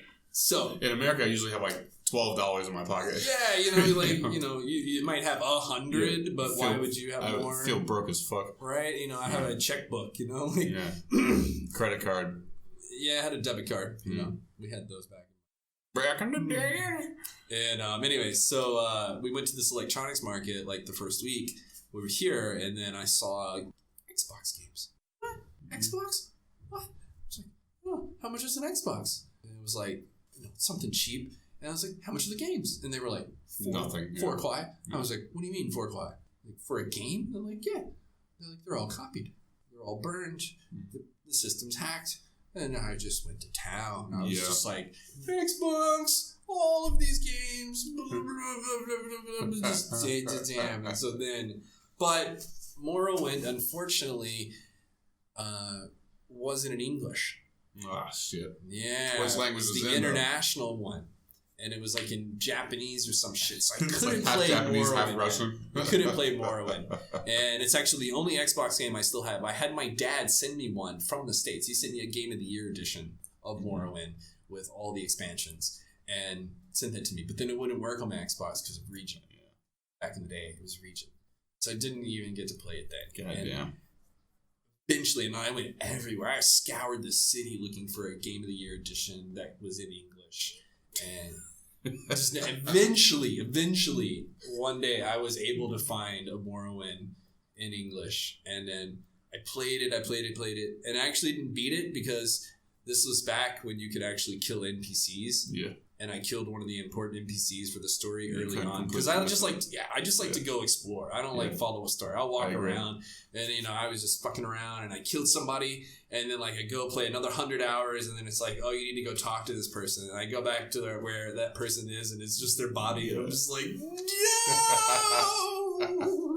That's the best feeling. Fuck you, Morrowind. I'm done. That's so much freedom. That's such a nice level of freedom. So then, But yeah, I got to play KOTOR. I got to play all those games, and then I had an Xbox, and like that was my go-to because a lot of times it was China, and it was like a different time back then. There was like one foreign bar, everyone knew Blue Sky. Taxi picked up a foreigner, and they were like Blue Sky.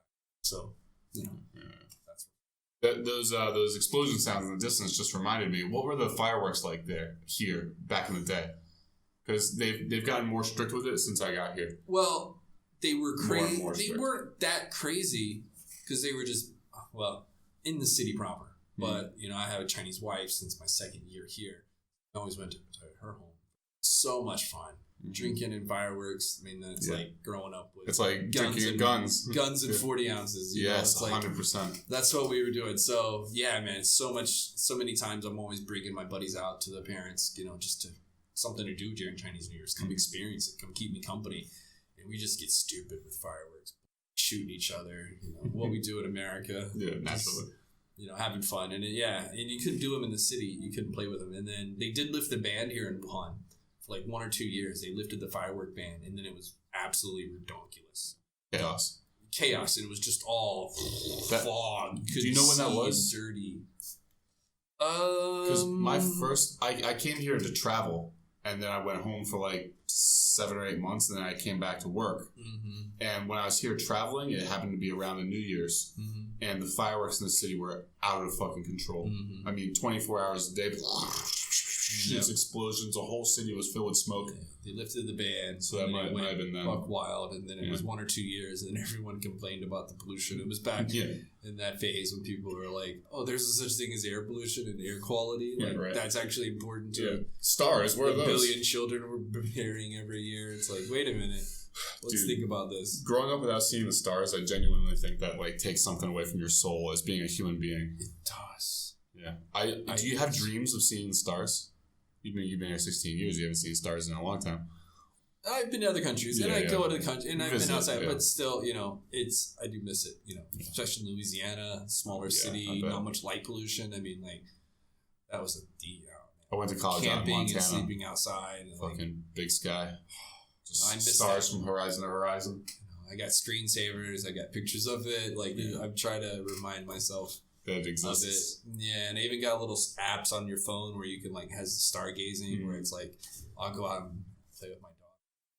This is where the stars should be. They are there. You just can't see them. You can see through. They're hiding. Yeah, that would be what it would look like. And they're so cool because they're like 360-degree views, right? Yeah, I like those apps. Yeah, or you can just go look around. through the earth. Yeah, exactly. Do you ever consider leaving Wuhan and going to a more rural part of China and sort of living a more rural life? There actually is, I've heard stories that there's a province and a specific part of China where you can have a gun. Where you can own guns. But you have to hold, they're like really old shitty guns from the 18 to 1900s. Yeah, I've heard people.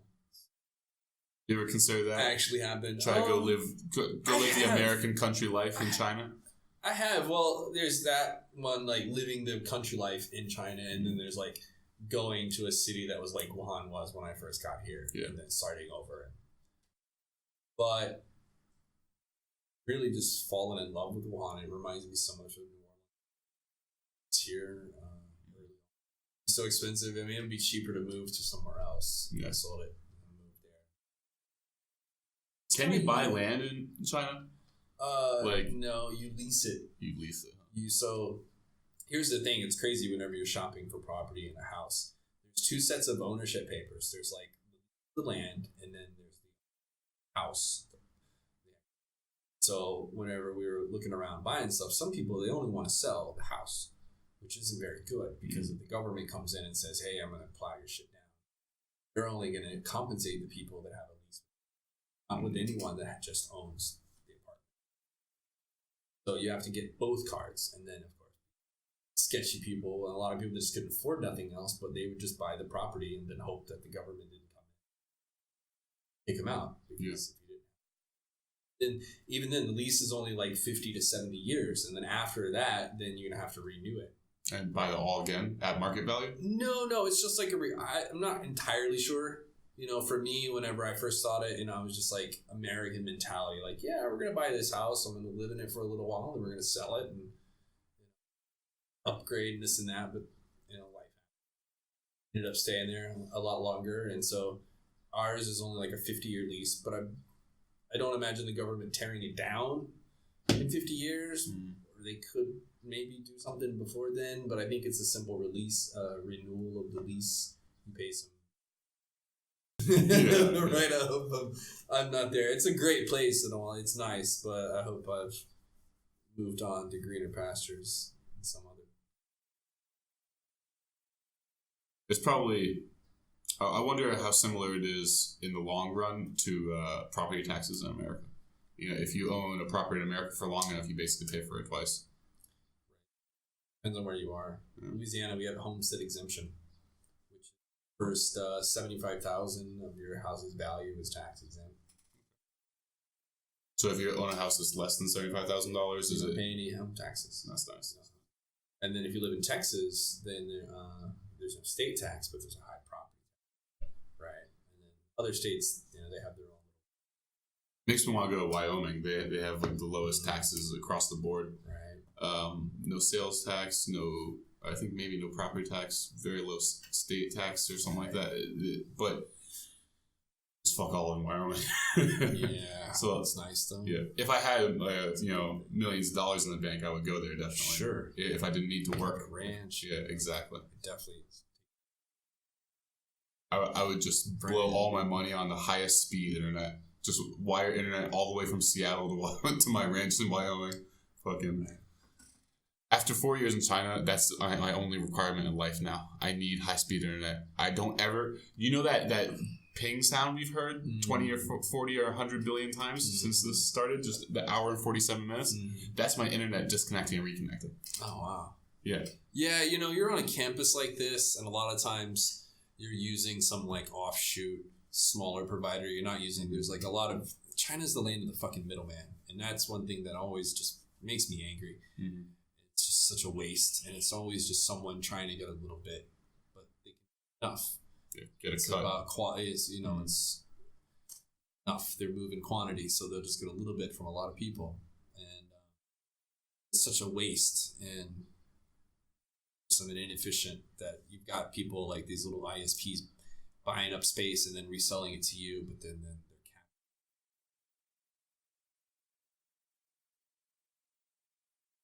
It's never good for gaming at all. I can't. It's not good for anything. I'd move before I try and deal with that shit. That's one of the things. Before I lived somewhere, I had my house, but I didn't live there for years until I had enough money to renovate it. Because you buy a new house in China, it's completely bare bones. It's nothing.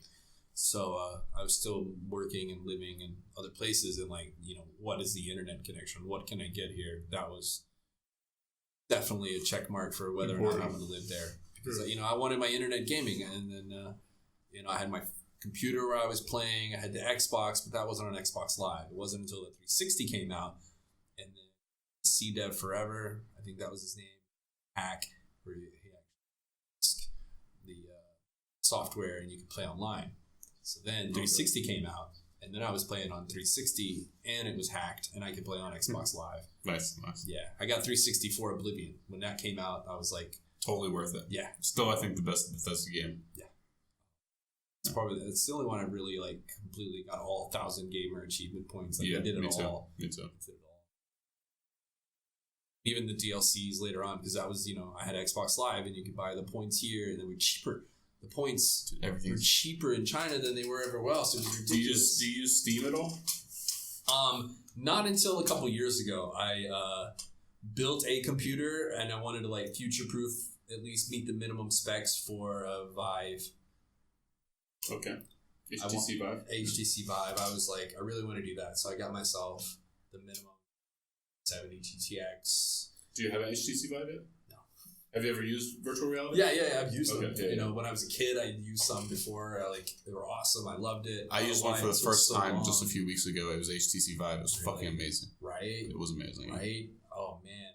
Come a long way. It was just... The first thing that we did, I did a program where it takes you up the side of a building, and then he put a plank of wood on the ground in front of me, and in the Vive, it's an I-beam with birds on it, and you walk out off the edge of the building, and he counts 3, 2, 1, and you jump off, and in the game, your character jumps off the building, and it just goes all the way down to the ground and flat.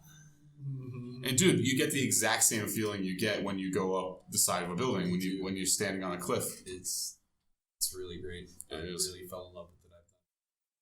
Pretty fucking awesome. It's amazing. I'm so excited for the future, man, for technology. That's my only reason for living at this point. I want artificial intelligence. I want quantum computers. I want all this shit. Yeah. Advanced robots. I want to plug in with the Matrix. Yeah, me too. Me too.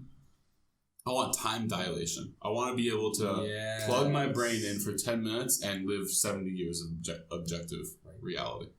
Or subjective reality. One of my favorite sci-fi books. It's an author. What's his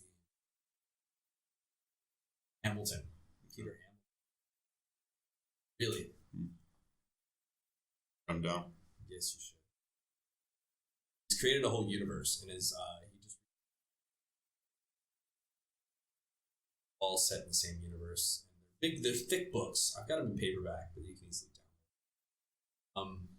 But basically, he sets it up in some other books. But humans develop the ability to download our consciousness into like a high capacity like crystal. Okay. And so then we start cloning new bodies, and then we put that crystal into a new body. Basically, you can live forever. Imagine that. Dynasties, families, the wealth, going out to distant star systems, we're colonizing the galaxy, moving on, and then like buying in the money and the same, right? And so you're able to have that crystal, and then you can have a permanent death. And there's like there's some people that are more traditional that are growing up like as advanced as our society is, the outskirts of like civilization or like city or like planets where people are riding horses and it's the Wild West, and they have like a minimal technology and they're not backed up. They don't have basically the space Amish. Yeah, pretty much the space Amish. They don't believe in that. And it just goes on for centuries and centuries, and a lot of worlds where they just separate society. It's beautiful society because they allow it to happen, whatever. Like there's some places where it's hyper capitalist, there's some places where it's socialist, there's some places where it's Amish, there's some places where women rule everything, and there's a place and a planet and a society and an economy and a life for whatever you would want to do in your children. And like learning is like just plugging in. It's just like it's like data. You can just go and just like absorb stuff, and I want that so badly. Yeah, and then you can have some augments. They have some things that they eventually get on to where you can augment your body for this or that, and they have it gets crazy. And what was his name? Hamilton, Peter Hamilton. Beautiful universe. It's like space operas. They're really thick, and like he's got dozens of characters here, coming and intersecting over. One of my favorite things that Elon Musk says is that that's what humans need to do to keep up with AI is find a way to increase the bandwidth, be able to essentially download stuff. Because right now the bandwidth is limited to what you can listen to, what you can read, and it's just not very fast. It's this very, very small amount of input. Right. Did you see that video someone posted about Einstein's brain? It had like a enlarged part, right? Yeah, like someone stole it and they thought it was missing, and then he had been studying it, and basically he had an enlarged part. He had more neurons firing and flowing, and that was why he was able to do such. It was like an enlarged part of the brain that let him think of abstract thoughts more better. I don't remember the name of that particular part of the brain. It was Mo Smarter. Yeah, Mo Smarter. Yeah. I'm excited, man. I'm glad that the Chinese are experimenting with like gene editing and stuff. I think it makes sense that they would do it first. In America, it's too easy to stop that kind of stuff. Mm-hmm. It's too easy for people to spend 20 years arguing about it rather than doing anything. Yeah. And of course, there's a lot of danger with just jumping, head first into it. But I think it kind of requires that. It requires a lot of experimentation. I admire that about the leadership and the system they have here. They get stuff done. They got a goal, they get it done. In America, it's just one president replacing another president and spending half his time undoing whatever he did to undo the previous person's work. And it's like, what? If I hear one more thing about defunding or funding Planned Parenthood, like I want to go kamikaze. Yeah, I'm just sick of the shit. And do something new. Just somehow nothing gets blow done, it up, and but all the money gets spent. Yeah, It's terrible, you know, and people, like, why are you living in China? Like, I don't want to go back. It's a bunch of bullshit. You can't get anything done. Politics is a joke. The economy, jobs, this and that. It's just the society itself, the values, where I see myself. And also, it's expensive as hell, you know, and I always surprise Chinese people when they're like, oh, America. Well, you know, see your cell phone right there? You pay 100 RMB a month, you're going to pay $100 a month for that iPhone plan in America. Oh, you like internet? That's not included. That's another at least $100 a month, and it may be absolute shit. Go across the city in the metro, 4 quad. You go 4 stops from where I am in Maryland into DC. It's like 4 or 5 or 6 stops. It's like $15. No shit. Like, go fuck yourself. I don't have any reason to go into DC. It's been a long time since I took that train. I was at the University of Maryland. It's garbage, too. It's a garbage train. It was built like 100 years ago. Yeah, it wasn't an old train. It's never been replaced. That's still the same one, huh? Sure it is. Wow. Yeah. I don't remember the price. There was actually a train that crashed and lit on fire a little while ago, so they replaced that one at least. Right, yeah. Well, why don't we have a train system? That's just, why don't we have high-speed rail? You know, because there's lobbyists, and so they're going to protect oil and airlines, and they're just going to... At least here, they have a monopoly, but they made it cheap for everyone to afford. Yeah, well, it's heavily subsidized. Sure. The 4 quad you pay at the metro doesn't actually pay for the metro. Yeah, and they just recently raised the prices of the metro. But, you know, still, it might be subsidized, but they're spending the money on good things. Exactly. So that's a thought experiment I always throw out to my students. And I tell them, like, all right, you guys don't have jobs. But if you did have jobs, how would you feel about paying taxes? Mm-hmm. And my students, because they don't have any experience paying taxes, they're always like, And then I tell them my perspective as an American. I'm like, well, I can tell you that I and most Americans fucking hate paying taxes, and we fucking hate the government, because I can pay taxes for my entire life and see absolutely no change. Whereas you look out the window here in China, and I mean, Wuhan is different every single day, every single day, or week to week, month to month. And the development and the majority of people aren't even paying taxes. Yeah. They're doing all this, and most people aren't even paying taxes. Yeah. And then in America, everyone's paying taxes. And nothing happens. They aren't doing you don't get shit for your money. Shit done. Yeah. Right? And there isn't any benefit. It's quote-unquote competition, but it's not. It's all the lobbyists keeping in control. If we had high-speed railways, American and airlines economy would be so different. Cars, it would just be a different breed, and it would be so much better, you know? A train ticket in America is more expensive than an airplane. If you want to, take a train up the East Coast. It is 100%. Yeah. You know, it takes 3 days, and it's 3 times the cost of a 1.5 hour flight. It's if you want to travel cheaply, what's your option? Fucking Greyhound? Dirty dog. Yeah, can't wait to get stabbed at every stop. No, man, it takes 16 hours to go a 5-hour drive. And the Greyhound stops are in the worst parts of every city. Right. You know, you'll have Greyhound bus drivers literally tell you, don't get off the bus. Yeah. And it's like, I'm just trying to go to that McDonald's across the street. He's like, you're not going to make it. You're not going to make it. I promise you. Don't get off the bus. First time I ever flew, I was 5 years old by myself. Yeah. To San Diego. And parents just trying to get rid of you? The stewardess helped me out. Well, I went and saw my grandmother for the first time. Cool. Christmas there. And then that summer, I flew out by myself without help.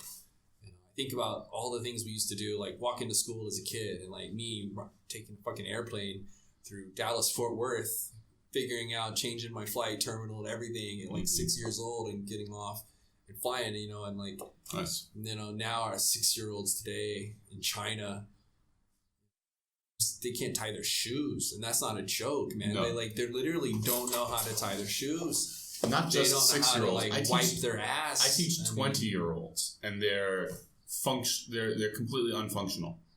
Even with a phone that could tell them exactly what to do and how to do it, they're still cannot. Baidu is questionable.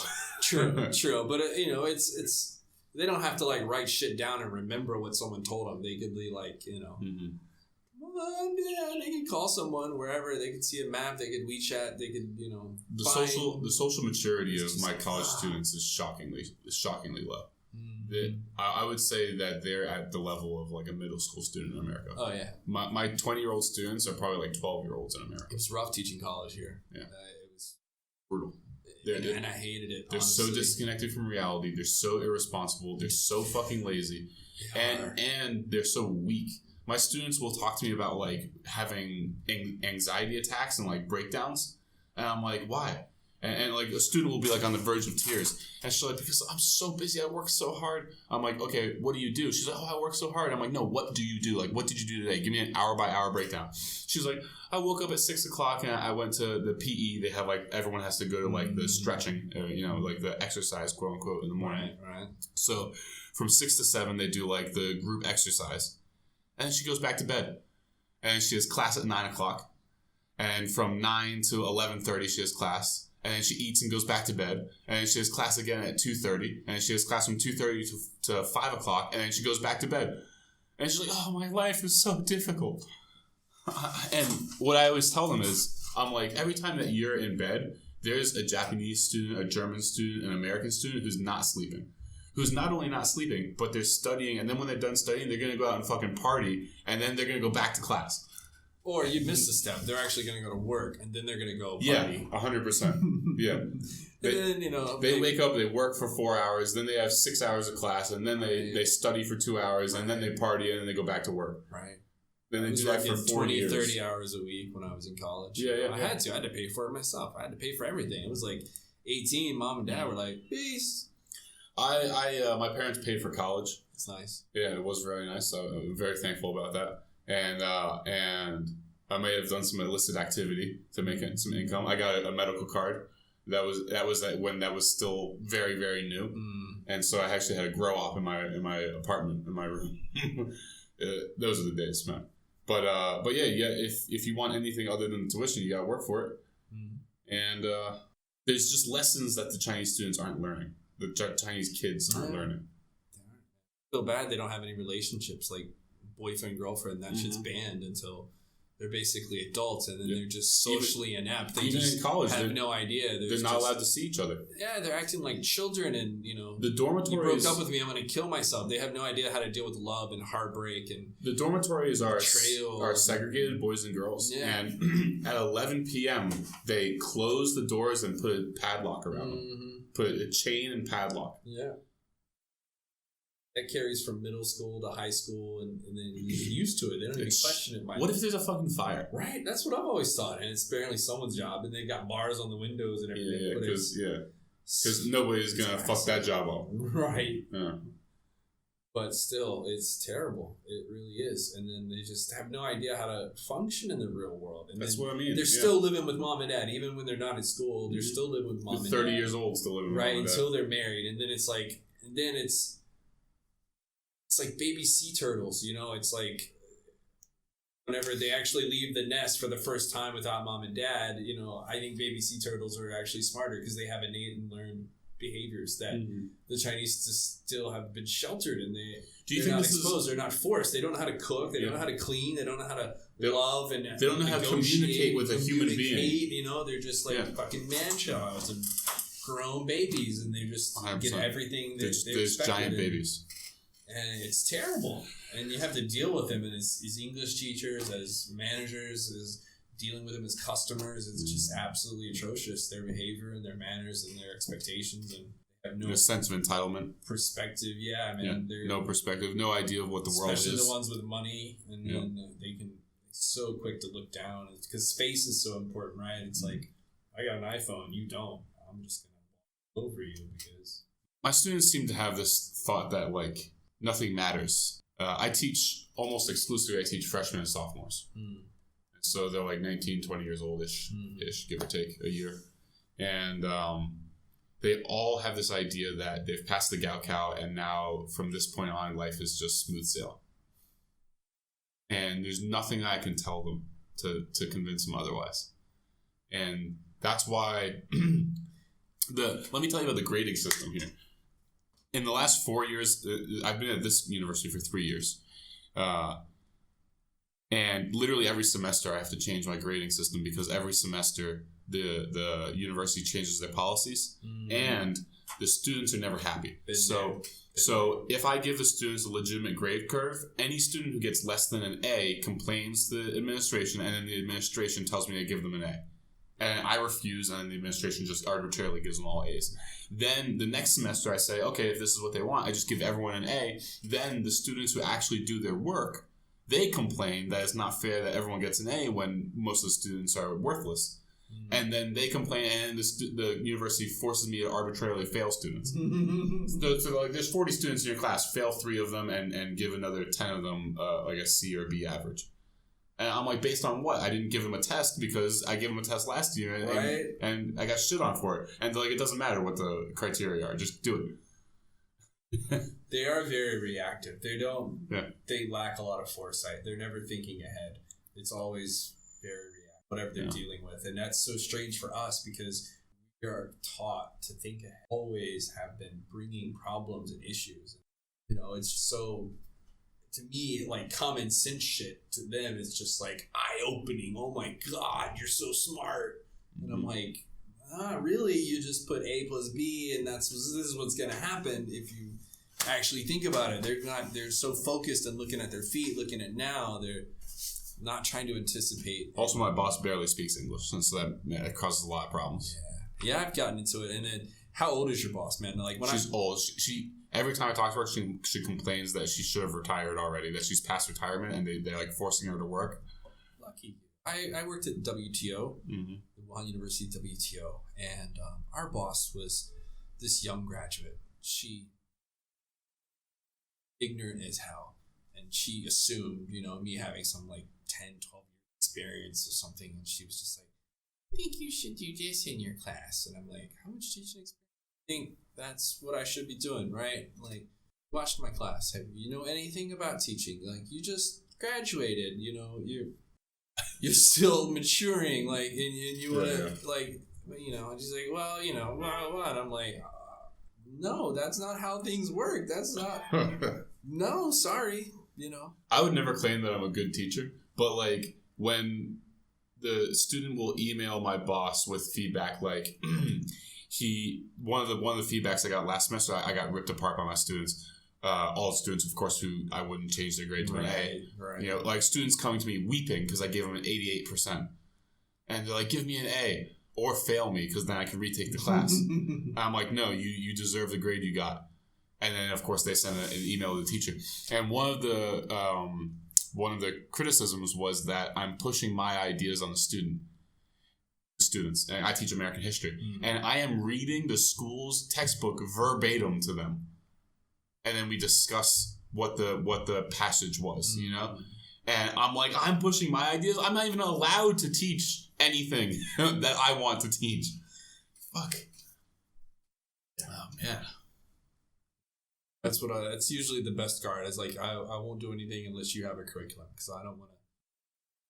I'm not going to develop and do my own thing and then have you tear to shit because you don't understand or be punished for pushing the bounds or whatever. It's like, nah, you got your curriculum. I'm going to follow that. And if anything goes wrong, this is your fault. Students don't like it. That's your fault. I'm teaching. This is your lesson plan, your curriculum. I'm doing what you told me to do. They come up. I'm like, well, that's, and I tell my students, sometimes there's absolute shit lesson or whatever. And I'm like, all right, guys, sorry. We got to do this because this is what it says we're supposed to do because, some half-assed guy decided he'd write it and give it to the Chinese teacher. Just type of like a pause button if I want to pee, or you just keep it running and talk to yourself. It's all good, man. You can go take a piss. That's cool. Yeah. Anyways, like recently, getting into YouTubing with the VPN and Discord. So did you just not have a VPN for years and years while you're here? I had my brother's. Okay. He encryption, and so I just piggybacked on his. It was for Gmail. Naturally. The important things. The important things, and it wasn't really. I was happy having to keep up with whatever was going on in the U.S. For a while, when I was here, there was stuff I never got into Facebook. It always felt like a waste of time. It was okay. Like I got on there just to see and talk with other people sometimes to see what was going on in their lives, but I was never posting. I'm not a post what's going on. Not selfies. I'm a little bit more private sometimes. I kind of share food now. That's pretty much what I do. Same. Like 50% of my moments is food. Share, food when I'm taking pictures of what I'm eating, just when I'm cooking and doing stuff. My wife or Chinese girls they're always like, wait, don't touch it. I got to get a picture first. I'm like, what? I'm not waiting. It's nice to be away from the news cycle in America. Oh, yeah.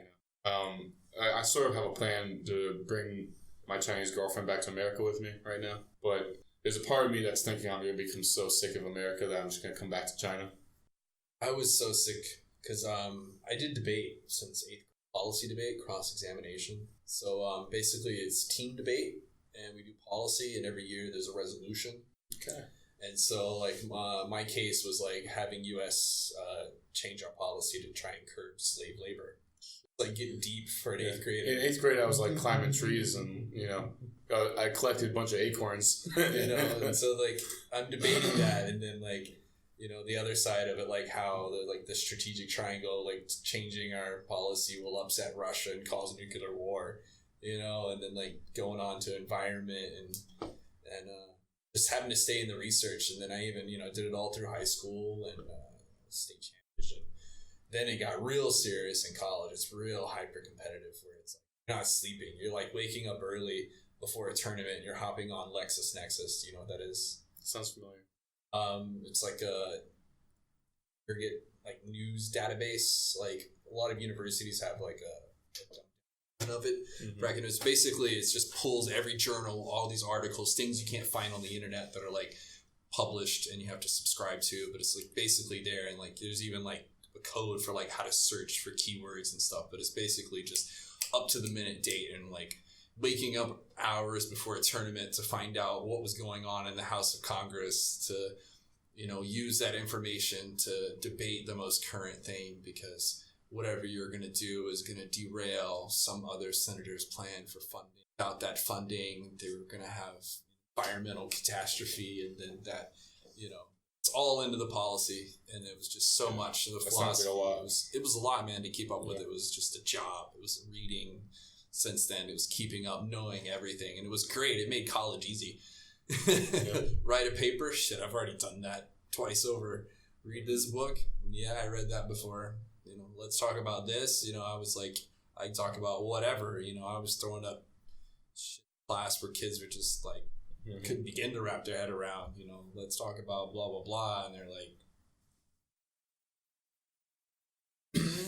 I'm just hoping that wherever I land in America, wherever I end up, I'm just hoping that I get lucky with my neighbors, and I can get some neighbors that just want to fucking have some good food and smoke a little weed and shoot some guns.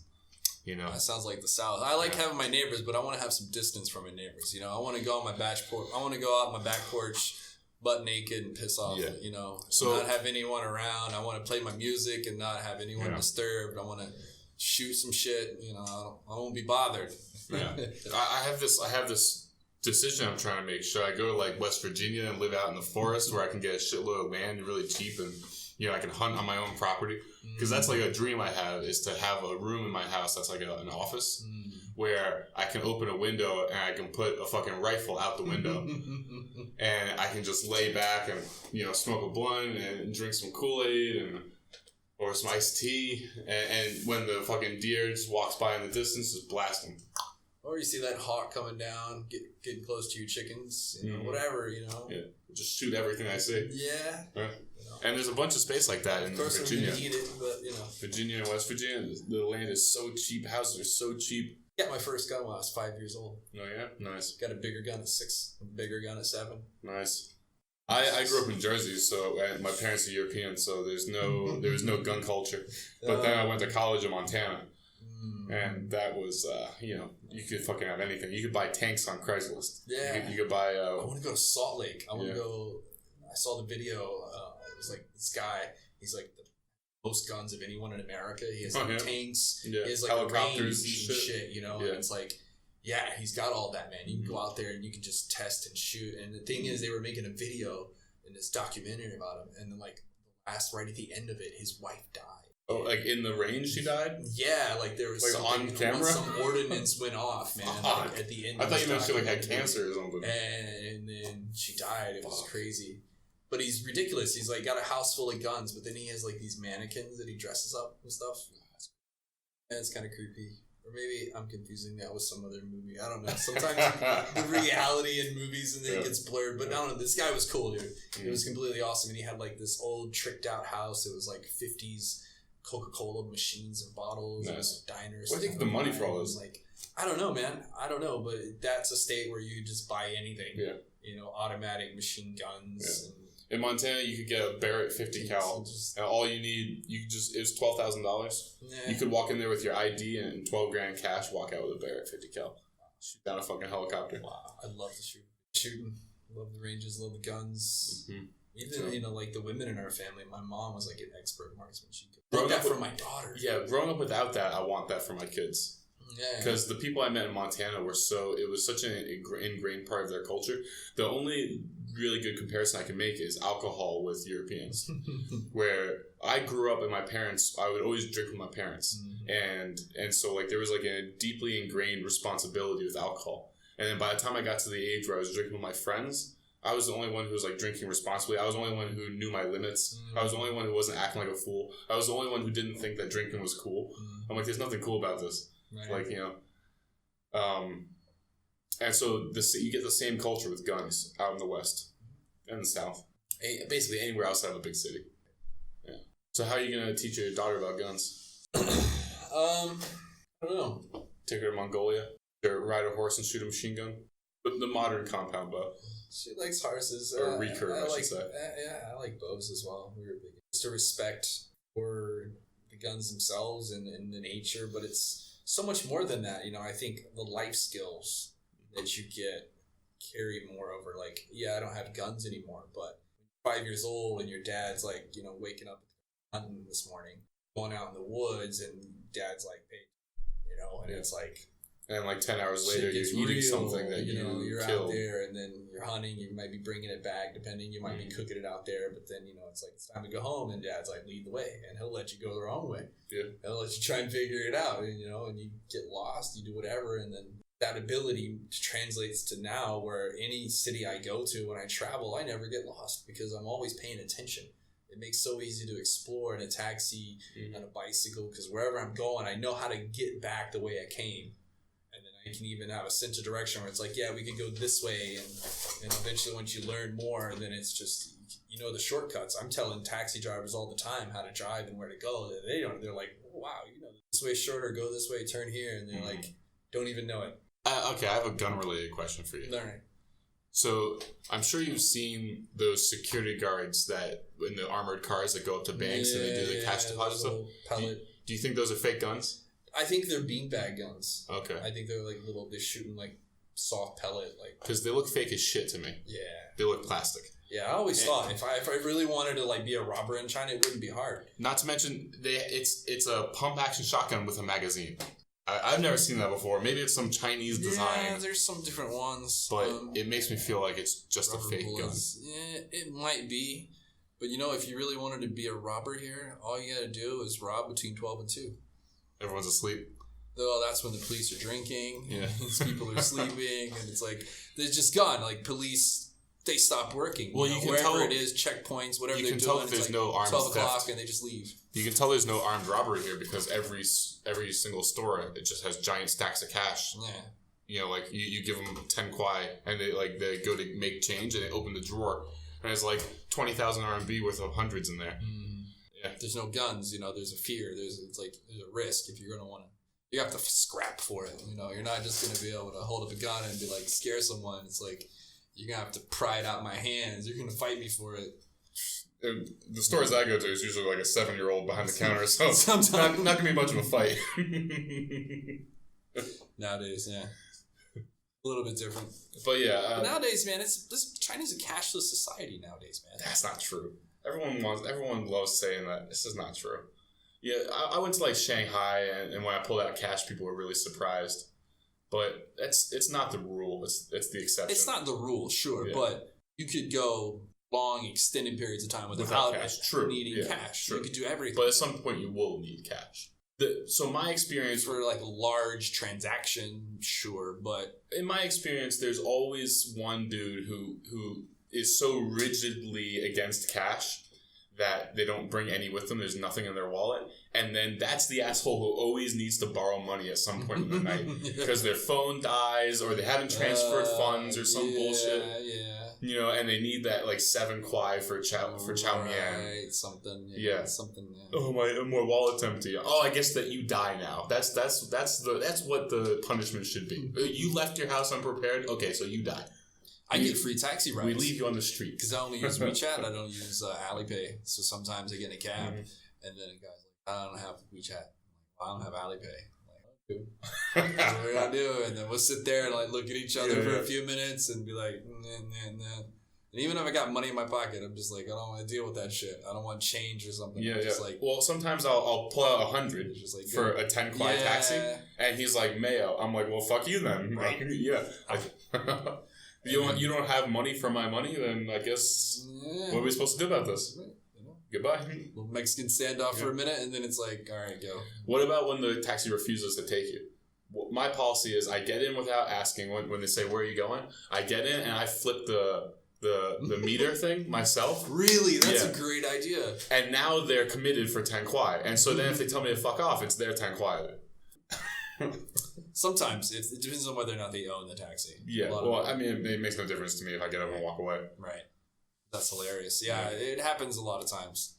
A lot of times they don't want to take you. And well, especially here in Gwangju because of the traffic. They don't. Yeah. I mean, past 4 p.m. they refuse to drive into Gwangju. They only want to drive away from Gwangju. Right. And a lot of times it's a language thing. A lot of times they see a foreigner and they're like, they don't want to deal with the communication. They just like, if you can't say where you want to go, then they just are like, I don't want to deal with it. Speak Chinese, and they're like, oh shit, you speak Chinese. At this point, I can go almost anywhere in the city with just go straight, turn left, turn right. U-turn. Yeah, I remember those days. So, Suzhou, Diagoto.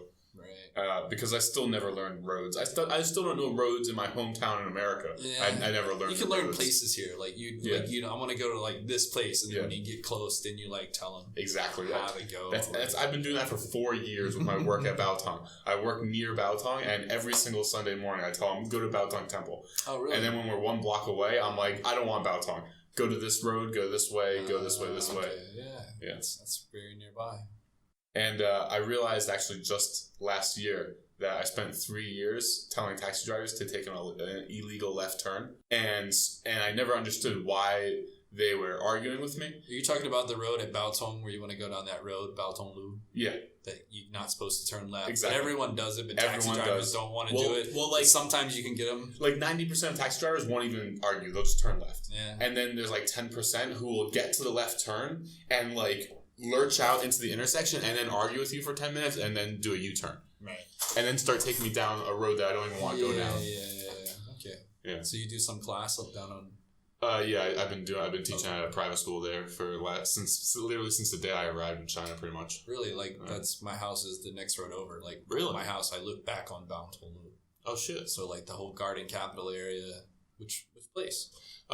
When you go down Baotong Lu, past the construction... on your left, that first housing community in one of those buildings. Apartment. Yeah.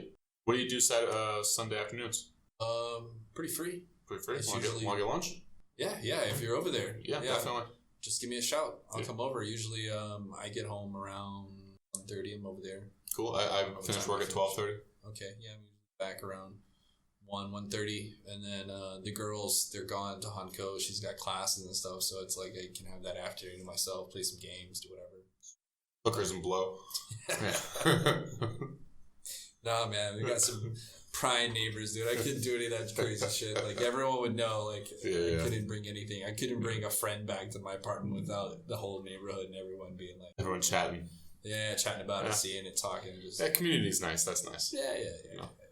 We actually, our building and our neighbors are nice. We know each other. We talk to each other. Go to school together and play and hang out with some of the IEs and we cook together. Not like most places, nobody knows their neighbors. Nobody talks to them. Nobody says hello. Yeah. It's strange silence. I'm determined when I go back to America to go out of my way to meet my neighbors and to become friends with them and, going to go far out of my way because I think that's something that's really disappearing from America.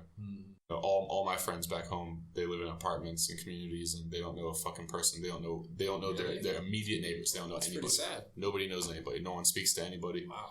It's just like ghosting. I get this whole idea in my head where like, let's go meet the new neighbors and bring a pie over. Yeah, that's my plan.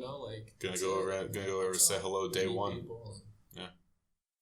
Yeah. I mean, otherwise you're just fucking alone.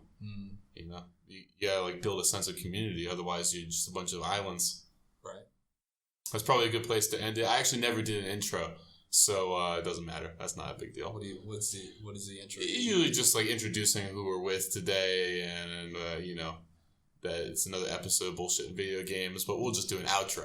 Okay. You don't have like a special intro voice that you do? We're like, hey everybody, welcome back to Bullshit. This is Brian, and I'm coming here today with my friend Benjamin. And dude, but like, I think that these things kind of come accidentally, and I have a sound bite that after I finish recording, I'm going to let you listen to. Okay. Okay? And you might be the only person who ever hears the whole thing, because I'm going to cut the back half of the sound bite off. I'm going to use that as my intro from now on. All right. Okay? Anyway, it's been another episode of Bullshit and Video Games. We had our special guest, Benjamin, today. Thank you very much for coming in. Pleasure. I'd like to have you again in the future. We can talk more about food or China. Your experience in China is video games, is whatever. Deep and I have to check out the girthy. podcast too. You're gonna have a friend of mine next week, so absolutely, I'll definitely hear what you guys have to say. It takes like 3 or 4 days to upload a video with this Chinese internet, so it might not go up until I go back to America next month. But I'll let you know for sure when it goes live. I'll subscribe. Thank you very much. Keep up.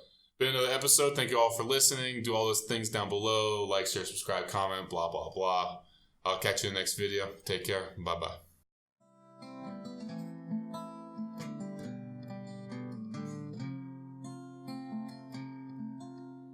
Man I am, ain't the man I dreamed I would be. Mountains rise, so rivers turn, friends pass away. Turns of luck, twists of fate, keep burning me. I'll